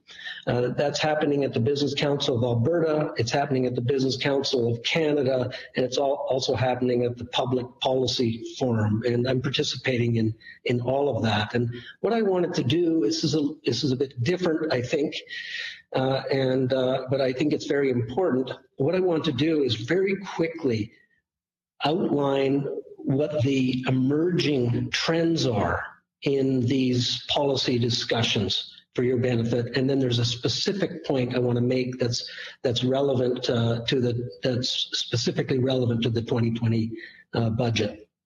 And the first theme that is clearly emerging is a shift in the mindset, quite frankly, to speak bluntly, among energy sector leaders, where they are clearly embracing a customer-first mindset.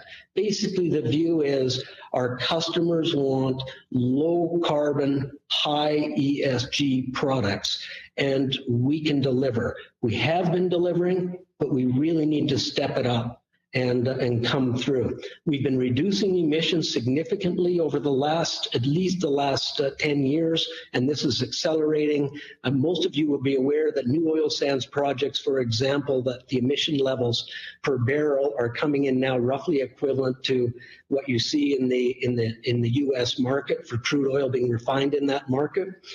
We have now about 50% of Canada's oil supplies being produced within corporations that have committed to net zero targets, and that is extraordinary. And I'm not sure that a lot of Canadians appreciate that fact. We also have an electricity sector that is the cleanest in the world. 80% of our electricity is from non-emitting sources. And we are a global leader in methane and methane regulations and reductions. We're a global leader in carbon capture and storage. And the oil and gas sector, very importantly, is the largest investor in clean tech, energy clean tech in Canada, and it's exceptionally well positioned. All of what I just said there is one point, and it's probably my most important point. But there's a few other perspectives I want to just quickly touch on. And one is the realization that we are not solving for one variable. We can't simply solve for lower global or lower greenhouse gas emissions as a single variable. And all these policy groups understand that, and they're reaching that conclusion. There are the environmental goals, but there's also economic aspirations, and then that links to the funding of our social aspirations in this country. And very importantly, the other factor that is coming up repeatedly is what I'm calling governance excellence. And that is making decisions in a way where we're really able to preserve a high level of trust in our Canadian decision-making processes, and quite frankly, maintain our social fabric, our sense of national union. And one perspective I want to mention, one choice of words, one set of words that is being used quite frequently is in a long-term transition to decarbonize. The last barrel to be phased out should be the best barrel, and the best barrel should be Canada's barrel. I wanted to specifically make you aware of that, and a lot of different groups are rallying around that view. There's another view about being global first and Canada first. We have to be very careful with strict compliance to international agreements that may well be incomplete and inadequate in areas that are of critical importance to Canada's interests, and notably trade. The last point is around clean energy and clean energy technology. Canadian industry aspires to be a global leader in clean energy technology. And I will say that the industry and many industry leaders were extremely discouraged when the federal government rejected its proposal to create a supercluster around clean energy technology. And many people are still mystified about it. There already is a de facto supercluster in substance, and the discussion now that's occurring is around recommending, in a sense, what's being described as a mega cluster, putting all this together and really aligning with Canada's national policy emissions goals. Thank you very much. Thank you very much. From many of the presentations we had between environment and energy, we do need to bridge the divide for sure. Thank you very much. Then turning to the Association des Groupes des Ressources Techniques du Québec, my French is terrible, Mr. Simon and Miss Mace. Bonjour. Good day, and thank you for having us here before the committee to allow us to shed light on the importance of our activities for budget planning. We answer the question in English or in French after. Je débuterai par nous présenter. Let us begin by introducing ourselves. Aurélie Massé, who's Manager of Training and Transfer of Knowledge, and myself, I'm Director General. Our association, the Quebec Association of Technical Resource Groups, what are we? We are a group of 25 technical resource groups serving across Quebec. These groups are social enterprise companies who have created 43,000 housing units as cooperatives and other groupings. This represents about half of the social housing of Quebec at present. They have a number of other projects they've managed, community centers for people with restrictions and so on, and childcare centers. This is a $20 million U.S. investment, or Quebec investment rather, which $20,000 in passive capital, which is used to buy and then renovate communities' housing and this is funded by the FTQ funds and the Lucie André Chagnon Fund.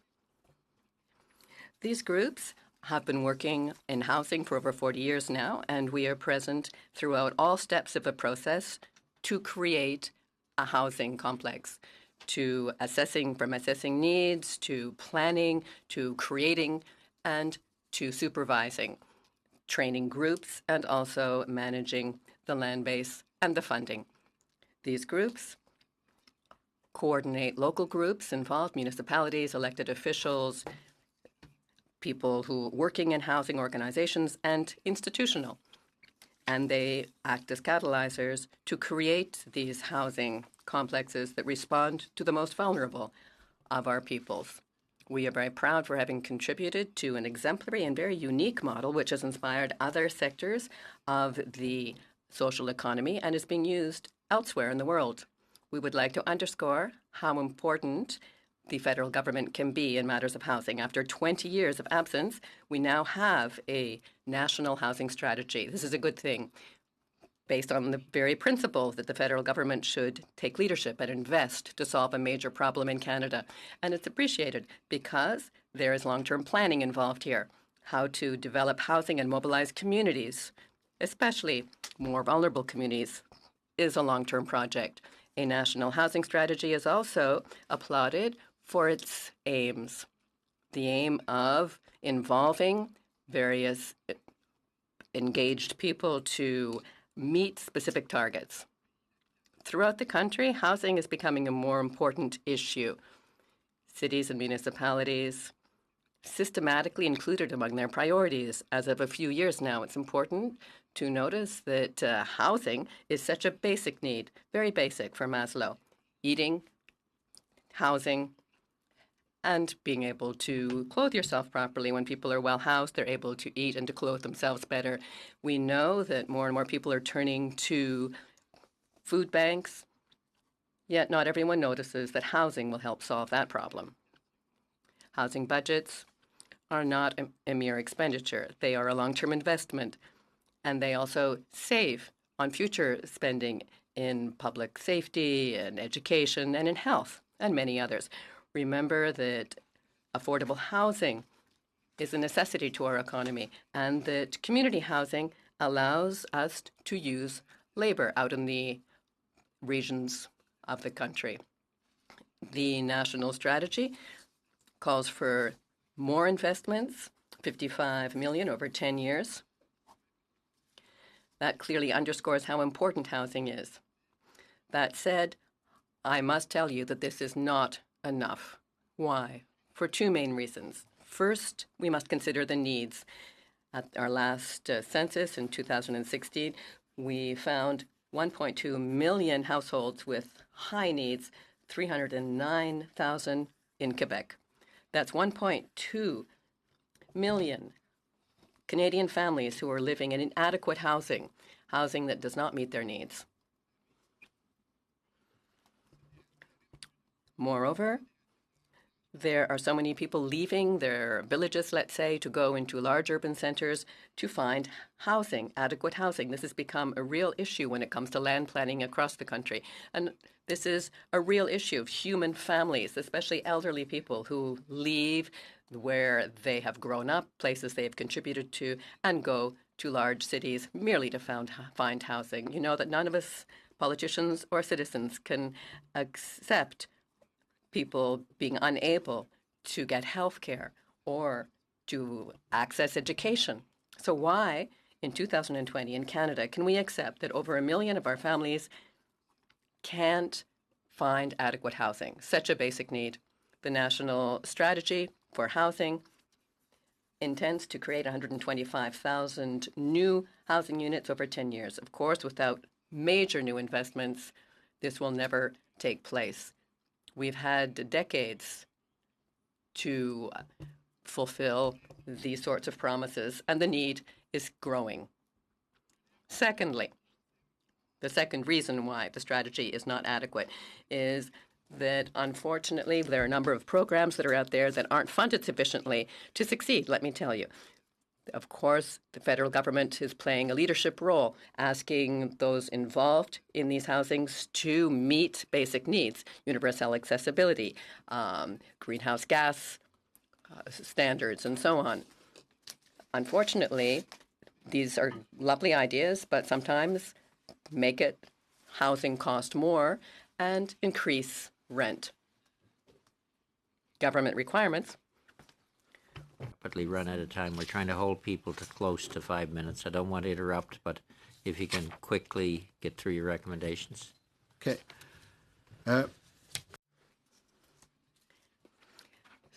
it's very important that the government's extra requirements over and above those of the building code also be funded so that they don't prevent us from providing housing to the vulnerable.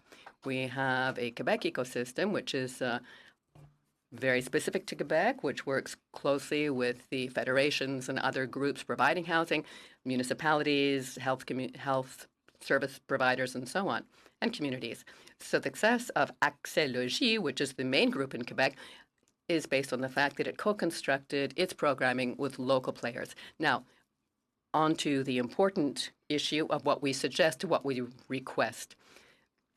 The Front d'Action Populaire en Logement, which is a Quebec group working for housing, has carried out a lot of research to give us some numbers. $1.7 billion required to maintain the current housing stock across Canada.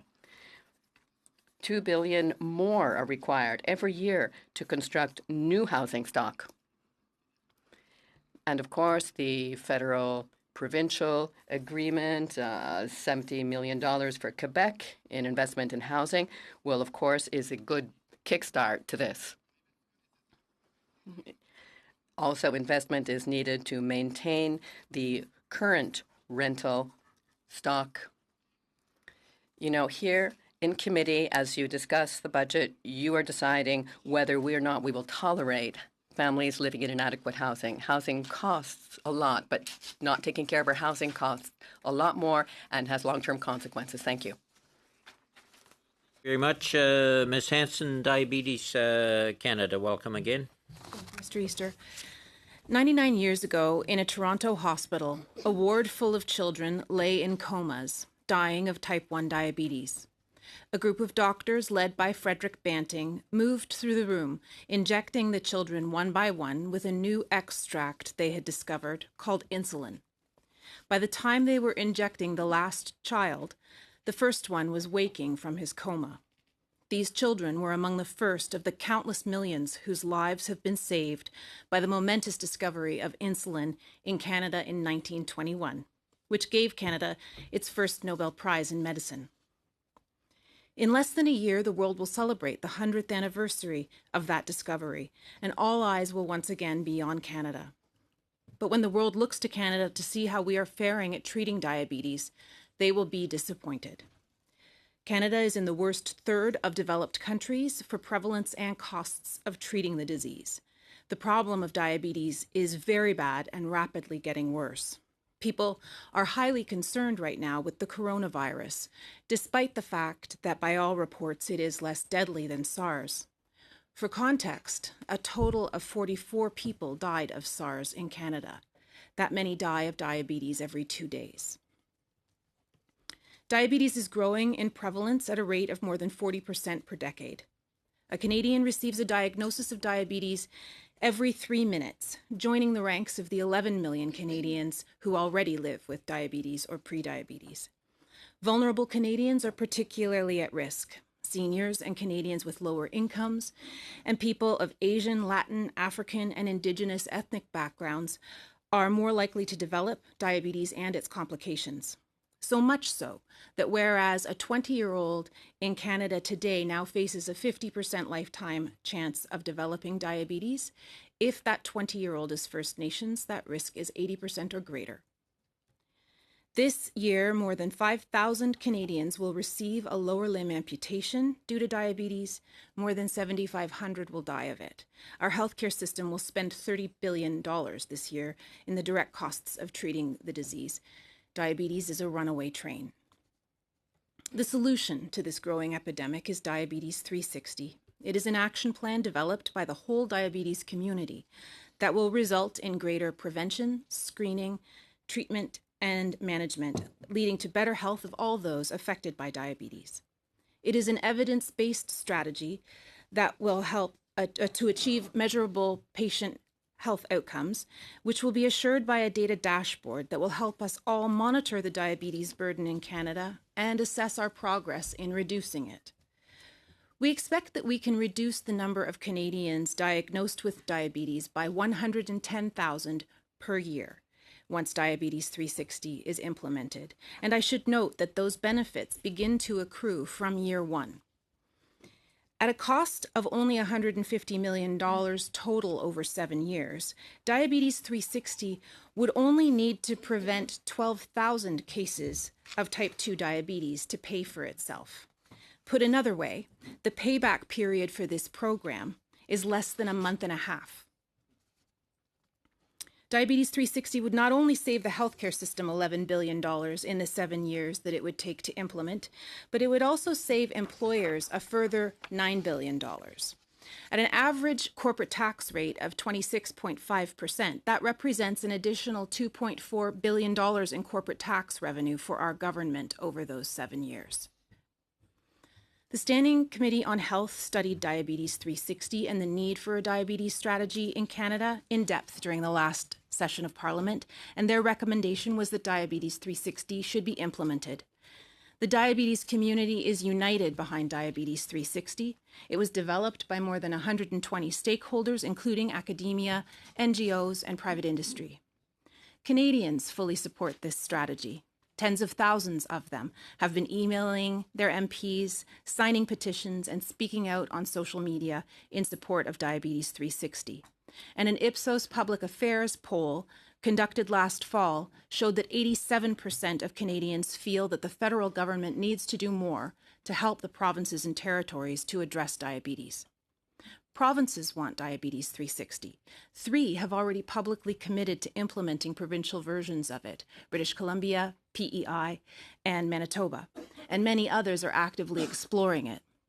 More than 100 healthcare providers from the provinces sent letters to Minister Haidu and their provincial health ministers just yesterday, asking for the leadership of the federal government in implementing Diabetes 360.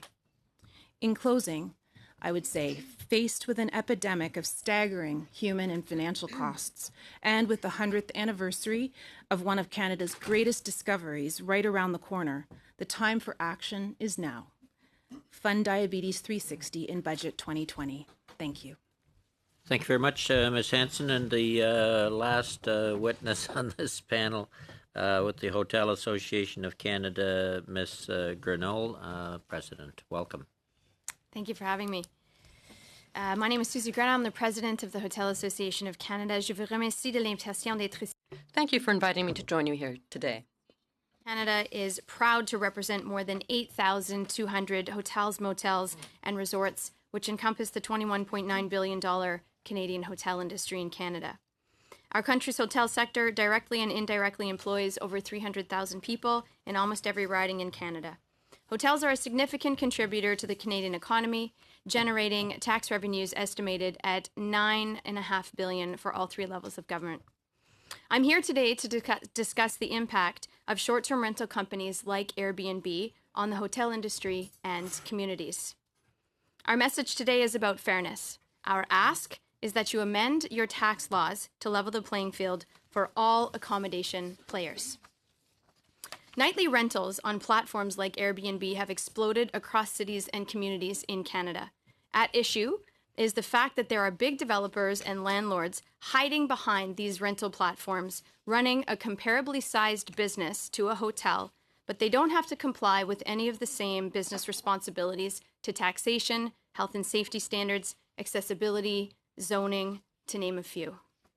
The impact of this rapid growth has delivered unexpected and quite serious consequences in communities, housing availability, crime rates, and we are now seeing cities like Toronto, Ottawa, and Vancouver enact regulations to rein in commercial use of rental platforms and put strict enforcement in place.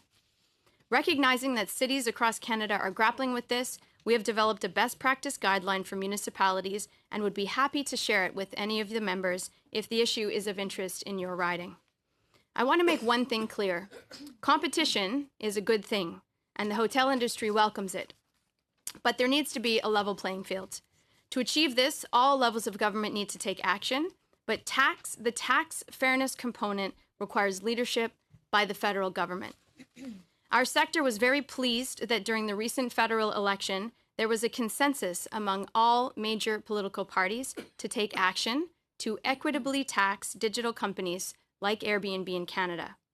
We have extensively researched this matter and can assure you that our 3 key recommendations, if adopted, will be effective, simple to administer, and difficult to avoid. Number 1, a quick and easy win. Close the information gap.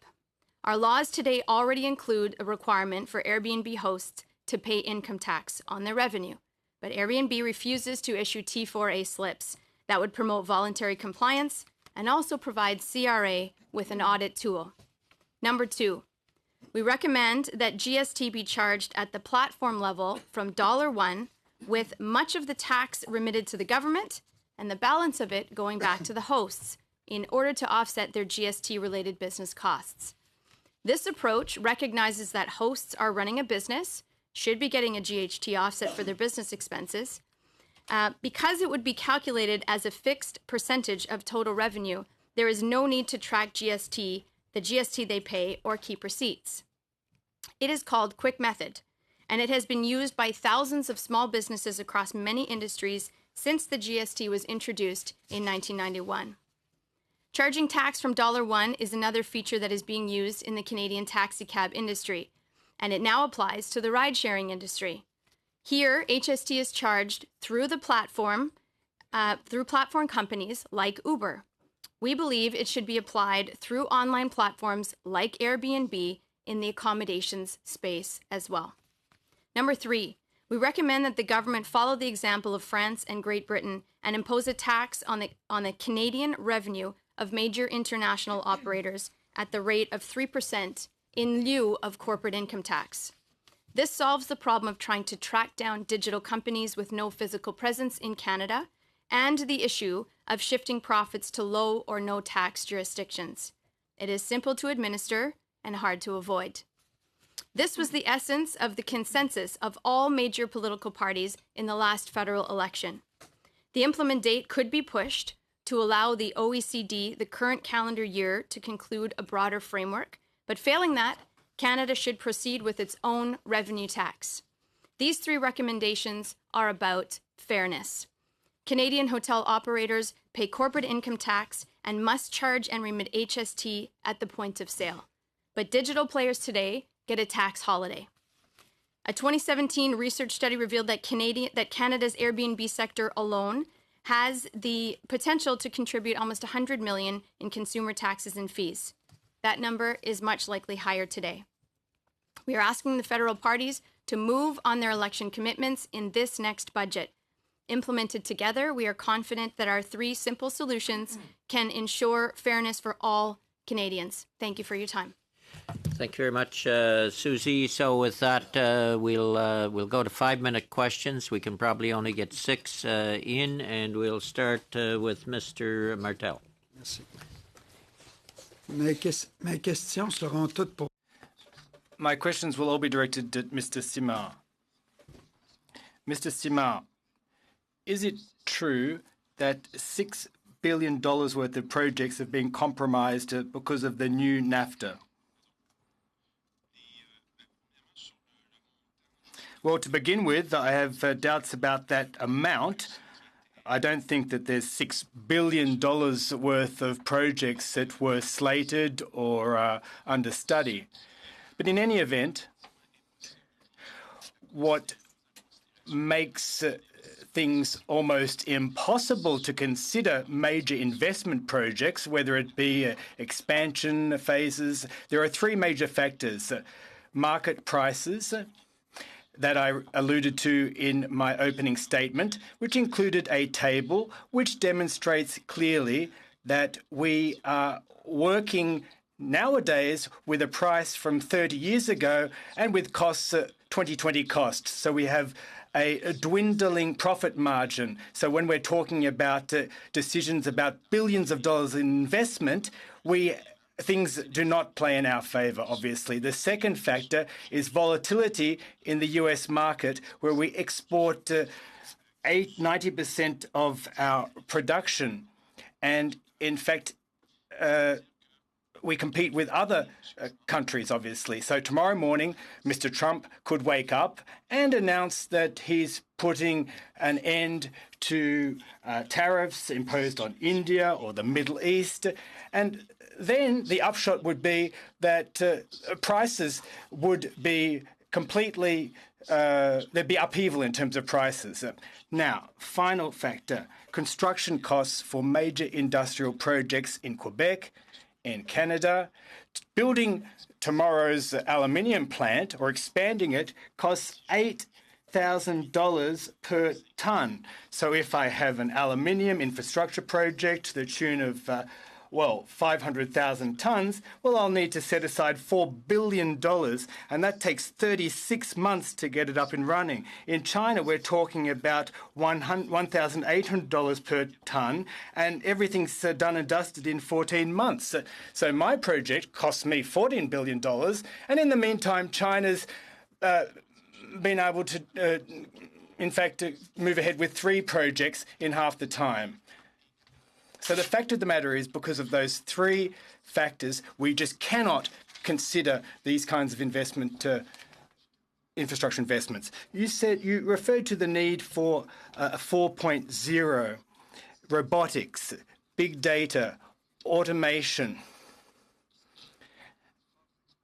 and you said that has nothing to do with major capital investment projects or expansion.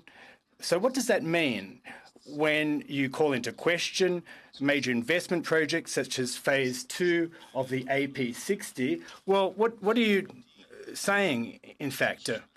These projects were shelved, suspended, and they're no longer on the drawing board for the reasons that I've outlined. So we need to, in order to maintain current capacity, we need to move ahead with modernisation. These are 2 different types of investment streams. One is to maintain operational efficiency and using more cutting-edge technologies in order to grab back a little bit of that competitive edge. And then there's a whole issue of investment in the expansion of the infrastructure, and that's a whole other kettle of fish. So for the 3 major factors I explained, tariffs that other regions in the world impose, the capex cost and the market price, which is quite high. And, we'll see there'll be a number of closures in 2020 because we're heading to a price tag of $1,600 per tonne. So we have to just set aside those projects. That's the reality of the situation. How much time do I have left, Mr. Chair? 30 seconds? 30 seconds. Are you serious? You're kidding me. Well, now you have 20, actually. 20 left. I see. Well, do you believe that the 3 partners, Mexico, Canada, the US, can actually agree on a low carbon footprint purchasing or supply policy, procurement policy? Canada is best placed to demand that because we have a very low carbon footprint when it comes across the board with a number of materials. Now, the US has local policies, Buy America policies that have a different carbon footprint to ours, a lot of coal, a lot of natural gases, and of course Mexico isn't even part of the game. Do you think that we can agree on a procurement policy? Because obviously this is a new green era and people are increasingly environmentally conscious. Will that benefit our aluminium price tag? Well, you can see that the United States are very protectionist when it comes to their government procurement policy, and they've shown that clearly. As far as Mexico is concerned, well, I have grave misgivings there because their carbon footprint has, in fact, doesn't resemble in any respect ours. So I think the Canadian government needs to play a leadership role, lead by example, and the way that the Canadian government, in fact, funds infrastructure projects is through the provincial governments. For example, in Quebec, there's $30 billion per year from the Quebec government, and I think that gives a lot of wiggle room, a lot of leeway in order to have minimum carbon footprint. Thank you. Merci, Monsieur Président, et merci. Thank you, Mr. Chair, and thanks to the witnesses for being here today. Mr. Simard, I apologize if I ask my questions in English. Pick up where we left off, just on the carbon intensity of the aluminum industry. Is there a key area where you think we could make a strategic investment to get the biggest bang for the buck in terms of helping reduce emissions within the Canadian aluminum sector? Well, we've already, the Government of Canada is already committed through the LICIS project, jointly with the province of Quebec, to develop a game changer, literally a new way of producing aluminium that will set us apart from 100 years of electrolysis process using carbon anodes. ELYSIS will use a different material, which the result of which will be emissions of oxygen instead of GHG. So we will go from a low carbon footprint to a no carbon footprint. That's about 10 years down the road. We have, as I mentioned earlier on, we've invested about $13 billion over the past 20 years in our plants in order to ramp up capacity to where we are now, and at the same time reduce our carbon footprint all the way down. So we are at the threshold of emissions. We cannot produce aluminium in Canada in any of those plants without emitting what we are doing right now, which is about 1.93 ton equivalent CO2 per ton of aluminium, while China is emitting anywhere from 17 to 21 tons. Sure, and just changing tack a little bit, you mentioned during your remarks, I think it was 80 to 90% of our exports are destined for American markets. Is that right? What was the impact of the tariffs from the United States in terms of the actual economic impact on the industry in Canada? It seems obvious, but it's a tricky question. Basically, we are part of a continental value chain where working from a comparative natural advantage of access to large volumes of hydroelectricity, we've developed primary capacity, and we ship to a market that has the critical mass to justify the processing of the metal all the way down to products. So the key impact that we feel more and more is the dysfunctionality of the market, where imports coming from China or from other areas that are discounted to access the U.S. market are eroding our market shares slowly but surely, and pricing out our clients that are replaced by imports from Mexico or other areas. So we're losing market share. We're not losing jobs. We're not putting people out or anything. It's just that we have to strive continually to the shifts in the market. So there's no assurances of keeping your shares, let's say, in the automotive market. The U.S. has become the highest netback market in the world, which means that everybody around the world wants their metal to get there, be it from the Middle East, be it from Russia or somewhere else. So prices are kept very low, and competition is very, very strong. Okay, So just I do have a question for Mr. Roberts, but to conclude this issue, I take it's obvious the elimination of the tariffs is a good thing, and the conclusion of the new agreement is a good thing from your perspective. My understanding was there was a side agreement at when the tariffs were eliminated to monitor the implementation or rather import with Canada and Mexico. Is that sort of a top priority to finalize that sort of monitoring? To us, it's fundamental. We have to. Aluminium is like water. It seeks the path of least resistance to access the highest paying market. Sure. Mexico is that entrance to the market. So we have to close the gate there in order to protect the privilege of being a party to this agreement. Mr. Chair, do I have any time remaining? Do, yes. Not a lot. Excellent. Very quickly then, Mr. Roberts, you mentioned in particular opportunities for biofuels that can support the forestry sector. I've met with a number of folks who are looking at essentially residual forestry products, chips essentially, where there may be a supply glut or from sustainably harvested woodlots that can actually be used to produce usually biodiesel, but not necessarily exclusively. In order to create the best opportunity, what is the role of the federal government to sort of pour gas on the fire, so to speak, in order to create the economic opportunity from that industry? Probably the best thing is following through on the actual implementation of the Clean Fuel Standard and not making a mistake we've made in other jurisdictions where often we've allocated too many credits to folks. That's what they did in Europe. That's what they did in other jurisdictions where the value essentially of those low carbon fuel standard credits are low. So you're absolutely right. This is a promising lifeline for a lot of the forest sector, whether it's in BC, Quebec, Northern Ontario, or Pictou County, where you're at from, or where you've got a problem at Northern Pulp. It is, the technology's there. The technology is there, but you need a market, and that market has got to be help created by the Clean Fuel Standard. Mr. Saint-Marie.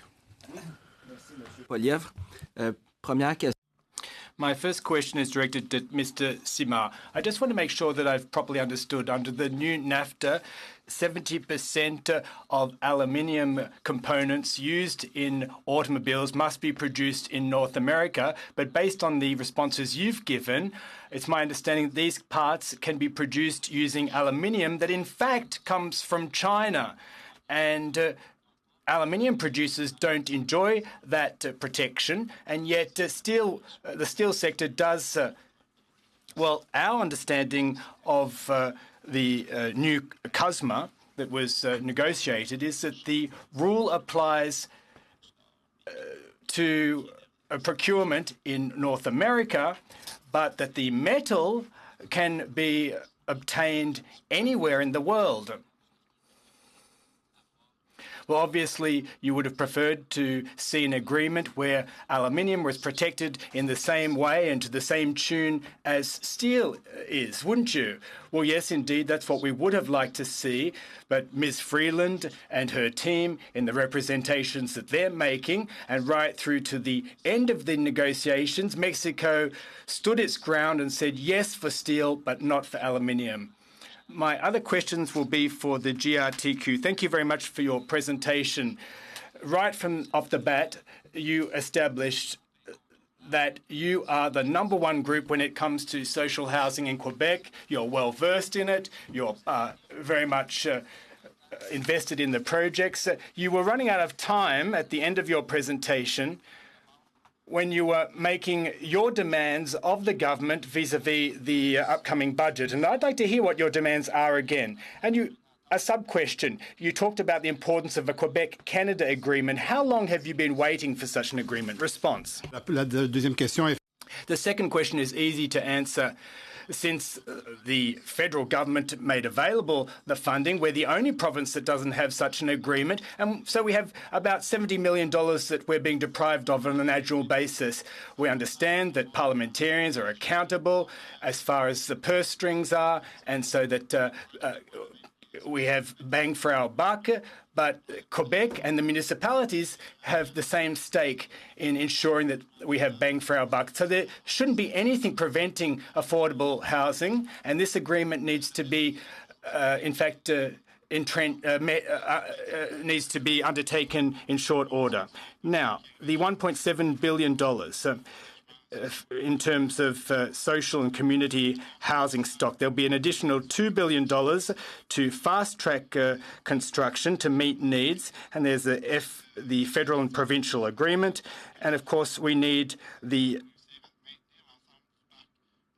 leasing housing stock as well to meet needs. Of course, we'd like things to be fast-tracked. Of course, we understand budgetary constraints. Of course, we need to tighten our belt, but we need to speed things up. And our major preoccupation in this sphere in Quebec is to build enough new housing units, and the new monies made available under the federal budget will help us to ramp up this construction. And unfortunately, since 1990, we've moved from community housing to affordable housing, and there was a 20-year gap, and now we need to catch up in order to meet our needs. So you're saying that there was a 20-year gap, and now the federal government has come in with its new promising strategy. And you spoke of the amount of money that was earmarked. You said that it's insufficient. In your opinion, what sort of money would be required for social housing? And you said that, of course, funding needs to be ramped up from year to year. Well, of course, we're talking about we need to invest in public safety and education, but we're saying that we need an additional $2 billion just to catch up. Of course, it depends on the region. That's the difficulty when it comes to housing. We need to build social and community housing where it's needed. Of course, it costs more in the regions, in downtown areas, in Vancouver, but we need to stay the course. We need to maintain this momentum so that folks are housed in their communities. They don't have to be displaced, and to ensure that low-income Canadians and Quebecers can stay in their communities and not be uprooted. So here we're talking about upping these budgets, and there needs to be leadership in terms of a decentralization, dysregulation, or deregulation rather. And you heard from the previous panel, the First Nations folks gave you a tremendous example of how they are able to meet the primary needs in terms of social housing, to meet the needs of their community members. And the same it holds true across all of Canada, and all populations and all clienteles, whether it be seniors, families, people with mental health issues, other vulnerable groups. They all need adequate housing in order to manage and to flourish. And that's why we call on the government to take up this challenge. Merci beaucoup à nos témoins. Thank you very much to our witnesses. I would have liked to ask a question of each of you, because you've really brought a lot of interesting things to the table. Unfortunately, we don't have enough time. But I'd like to start with Mr. Simon and Ms. Massé. You have very successfully explained what the benefits are of affordable social housing when it comes to healthcare outcomes, the quality of life of those folks. Now, I'd like to ask a question. How much does it cost to maintain someone out of a social housing unit? How much does it cost to meet individuals' needs without affordable housing? Because that's the only choice we have, isn't it?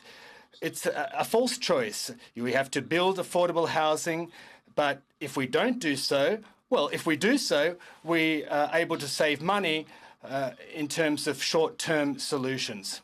Response. Well, of course, it varies from region to region, the answer to your question. But let me give you an example. A family. If there's a family in a dirty house that's not clean, where it's expensive, the family will have to work twice as hard. The hours will have to be twice as long. And, of course, that'll have an effect on their children. And of course, you know, the children are, in fact, being mortgaged. The children's livelihoods are being mortgaged. And they're twice as likely, twice as vulnerable to have not be as strong in terms of education indicators. And instead of being taxpayers who are contributing to the fabric of our country, they in fact become a burden.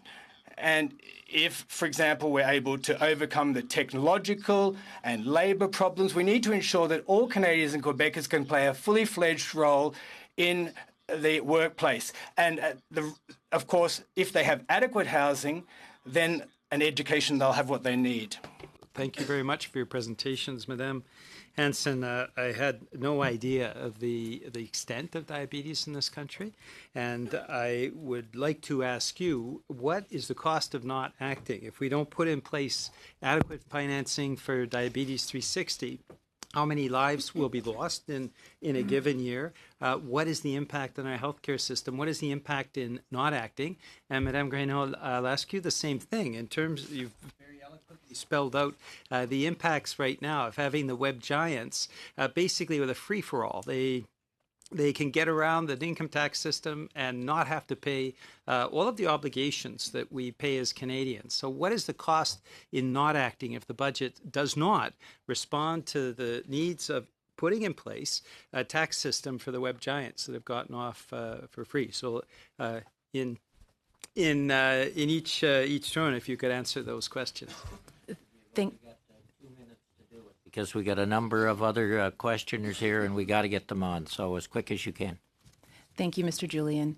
The cost is significant. It would mean that 110,000 people every single year would develop type 2 diabetes who otherwise don't need to. They would have emergency hospitalizations. They would have amputations. 7,500 of them a year would die. They would leave the workforce early. They would have higher costs of benefits for their employers. They would not pay the same amount of tax. Very simply, I don't see how we can sustain the current levels of expenditures. As I mentioned, it's $30 billion we'll spend in direct healthcare costs associated with diabetes in Canada this year, and that rate is growing at 40% per decade. So within another decade, we'll be paying well over $40 billion, which I think is pretty close to the full federal transfer payments. It's absolutely not tenable. We would not have a strong climate for people to continue to build hotels in Canada, not to mention the impacts on the 300,000 people in our country that hotels would employ.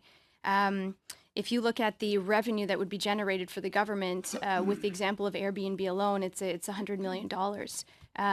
The burden of or the social services that we enjoy in Canada shouldn't be on the backs of the very Canadians who are investing in our country and choosing to build infrastructure here and invest in jobs and job creation.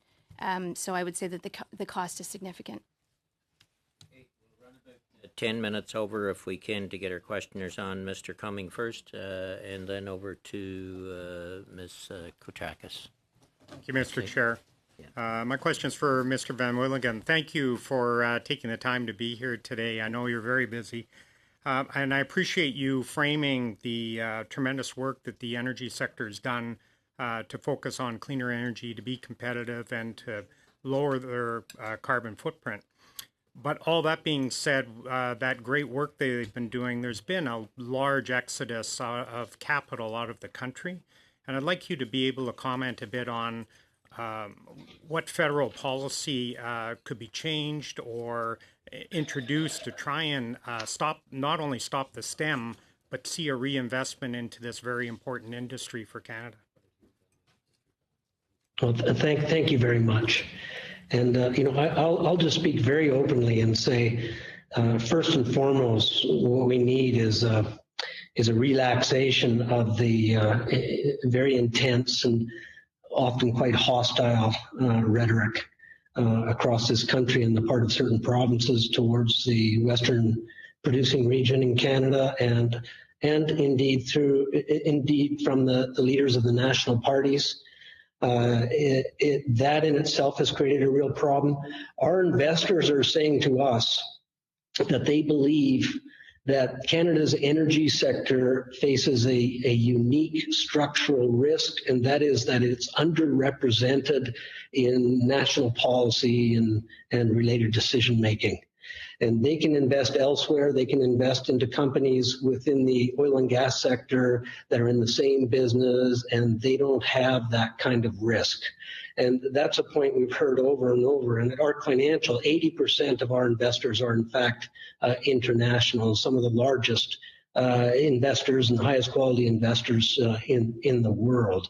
And they are incredibly discouraged. One other point I'm going to make is that few people are really aware of is that the entrepreneurial and independent sector in Canada has been crushed. In 2014, there were 139 listed public Canadian independent oil and gas and energy companies, and about one half of them are going through some form of a insolvency event, and another 20% are getting close to it. There's been $100 billion loss of value just in those companies alone. And these are companies that are run by Canadians, and most of the investors, many of the investors, in fact, are Canadians. And so there really has been a wipeout. And so your question is a fantastic one. And quite frankly, I wish I had my 5 very specific recommendations to really turn around the oil and gas sector in Canada. There are a number of things, but we have to let go of the hostility. We need to find a unifying vision. We need to understand that the energy transition that we're in is long-term, multiple decades. We need to see the importance of Canada's energy sector to all of Canada, and we need to preserve it in a competitive position, which means, as some of the other witnesses have been speaking about, that our regulatory decision-making needs to be fair and efficient. More time? Ms. Grullo, on your the program that you're talking about with Airbnb and others, what's going on in other jurisdictions? The recommendations you're making, are they consistent with what we would see in other jurisdictions? And my second question for you is on, we've heard from some groups about the competitiveness of tour groups coming into Canada and the expense of GST with outside tour groups. Is that a major issue for your hotel groups? Thank you for the question. On the first issue of what are other jurisdictions doing, so I'll break it down. So on the revenue side, the corporate income tax side, this is a world conversation, and we certainly have seen movement on this from other countries.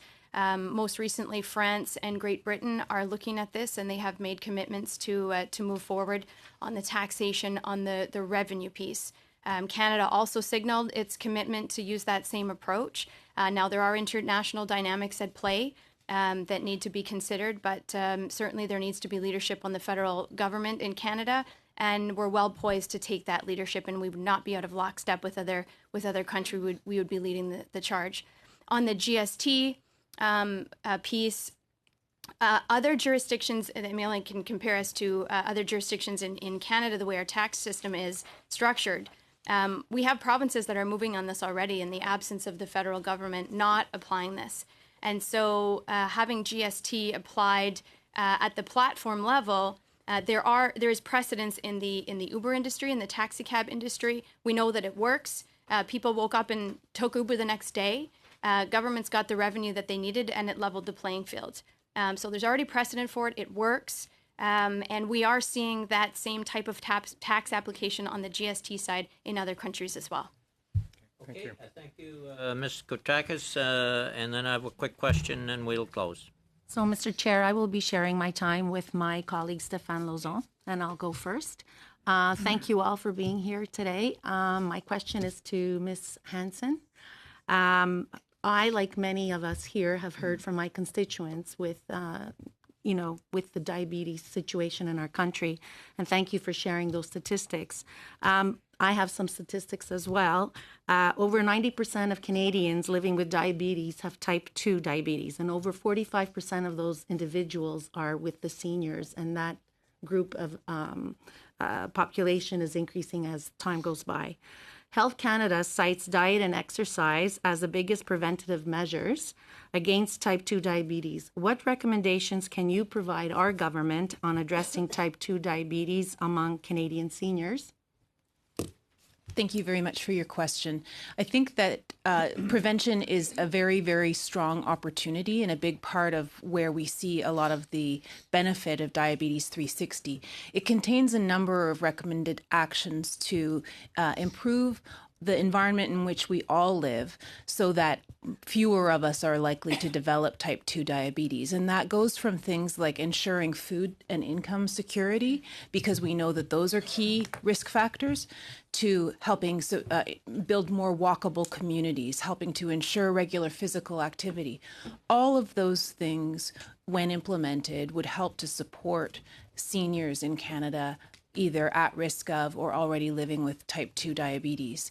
We need to make sure that healthy choices for foods and beverages are always available, and that people are able to walk even when they live in, say, a more remote area, etc. And there are a number of measures that we can do to ensure that that's possible. And can you quickly speak to the provincial buy-in and the provincial nature of treatment and disease management on a doctor-to-patient level? There's a lot of support from the provinces for Diabetes 360 because the provinces recognize that they would all benefit from the ability to better share best practices, from better measurement of the burden of the disease, and from the ability to have some extra help to improve the patient care pathways in the provinces. The provinces are working valiantly to address the burden of diabetes, but it's really just a tsunami coming at them, and so they're struggling mightily to meet the needs of the people that are increasingly being diagnosed, to have them treated by the right healthcare provider, and to cover the costs of both their care and their medications. So there's a lot of challenges that each of the provinces are facing. Some are facing more challenges than others based on the demographics of their province or other things. And Diabetes 360 could really be a framework to help all of them and to make the system more efficient. Thank you. Mr. Lusson. Oui, Monsieur, la question pour Monsieur Simard. Merci à Yeah. The question is for Mr. Simard, and thank you all for being here. I would like to go back to NAFTA. You drew my attention to it, especially when you spoke to us about the instability of the market, which has such a big impact on pricing. You also mentioned the inability to plan ahead. This is the type of thing that we heard a lot of when you were negotiating trade agreements. All this having an effect on production costs. But is the agreement we have now better than what we had before with the 70% purchases within North America? Could you give us advantages? Thank you for the question. It's always a complex matter when you sign such an agreement, of course. Taken as a whole, indeed, certainly it is a step forward at a number of levels. First, it brings an end to a situation we were in, with one foot on a dying agreement and one foot out in the void, where we were negotiating under threats of being hit by tariffs. So at that level, of course, it's an advantage. It's also very beneficial in as much as it now frames our industrial and trade dealings between Canada and the United States, because we are really at the core of this industrial base that supports all this trade. So once we have been able to agree to frame the whole situation, which we have done, it remains to look for more certainty via the negotiations that Ms. Freeland and Mr. Trudeau will be carrying out with the Americans in order to clarify the nature of the framework. And I'll interrupt you if I may, Mr. Simard.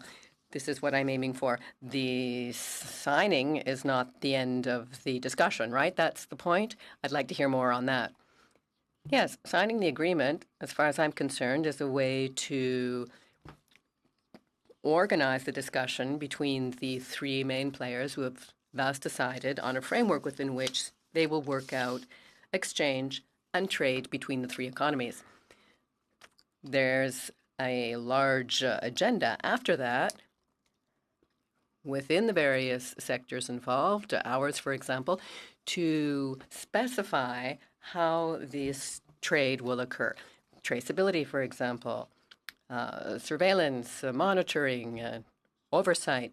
We've negotiated an agreement based on what we wished to update and change based on the prior agreement and based on where our economies now stand. But now we have to add a different level of agreement. How are we going to manage the various technologies available to us, the modern trade style, in order to really organize the agreement?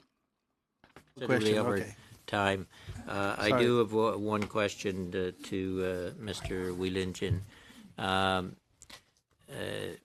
I said earlier about the kind of the great divide that we have between the environment and the energy industry, but and I made note of your 3 points, and we had the Green Budget Coalition in here earlier this morning, and I had a good talk to the gentleman afterwards, and I think there's a real willingness to try and find some solutions here. But how, from your perspective, can we get past these two sides talking basically past each other and utilize our natural resources and our energy energy industry in a way that we over time move toward an environmental solution? Well, I really appreciate the question. And for me, that arguably is the most important question that we have with respect to energy and with respect to creating a more unified view of our interests in energy and with Western Canada. And I want to speak really openly and candidly here. And I'm saying this to everybody publicly. So this is not the first time. My greatest fear is going into the next national election campaign that the rhetoric heats up again, and that it might even become worse, and the polarization increases, the anger increases. And this time there's something different. And I don't mind saying this. Because it's factual, and that is that the Wexit Party has committed itself to, it's now a registered national party, and it's committed itself to have a candidate in every federal riding in Western Canada. And I'm worried about it. I'm worried that people are going to go into those voting booths and they're going to be angry. And what then if we get a kind of a surprise outcome? And have a separatist party representing a large part of a large number of Canadians in the West. And I know that political strategists look at all that, and there's lots of calculations that are made. As a Canadian, I worry about it. And I'm extremely concerned about our national unity. And so I'm very exposed to a lot of those kinds of discussions. And I will, for example, I will say that, and I think this is important also to hear, is that I think with respect to the Canadian Pension Plan and Alberta's participation in the Canadian Pension Plan, I think the probability is very high that Alberta is going to launch a formal process to withdraw. And that's about $3 billion of transfers that, in a sense, would be left within Alberta, but it means that Canadians have to pay more. I think that is a big issue. And there's a number of actions like that are underway, and it's unfortunate. Okay, and we have your 3 points. Thank you for that, because we do have to find some solutions there. With that, I thank all the witnesses for their presentations and their answers to questions, and committee members for their indulgence as well. We'll adjourn until tomorrow. Meeting adjourned.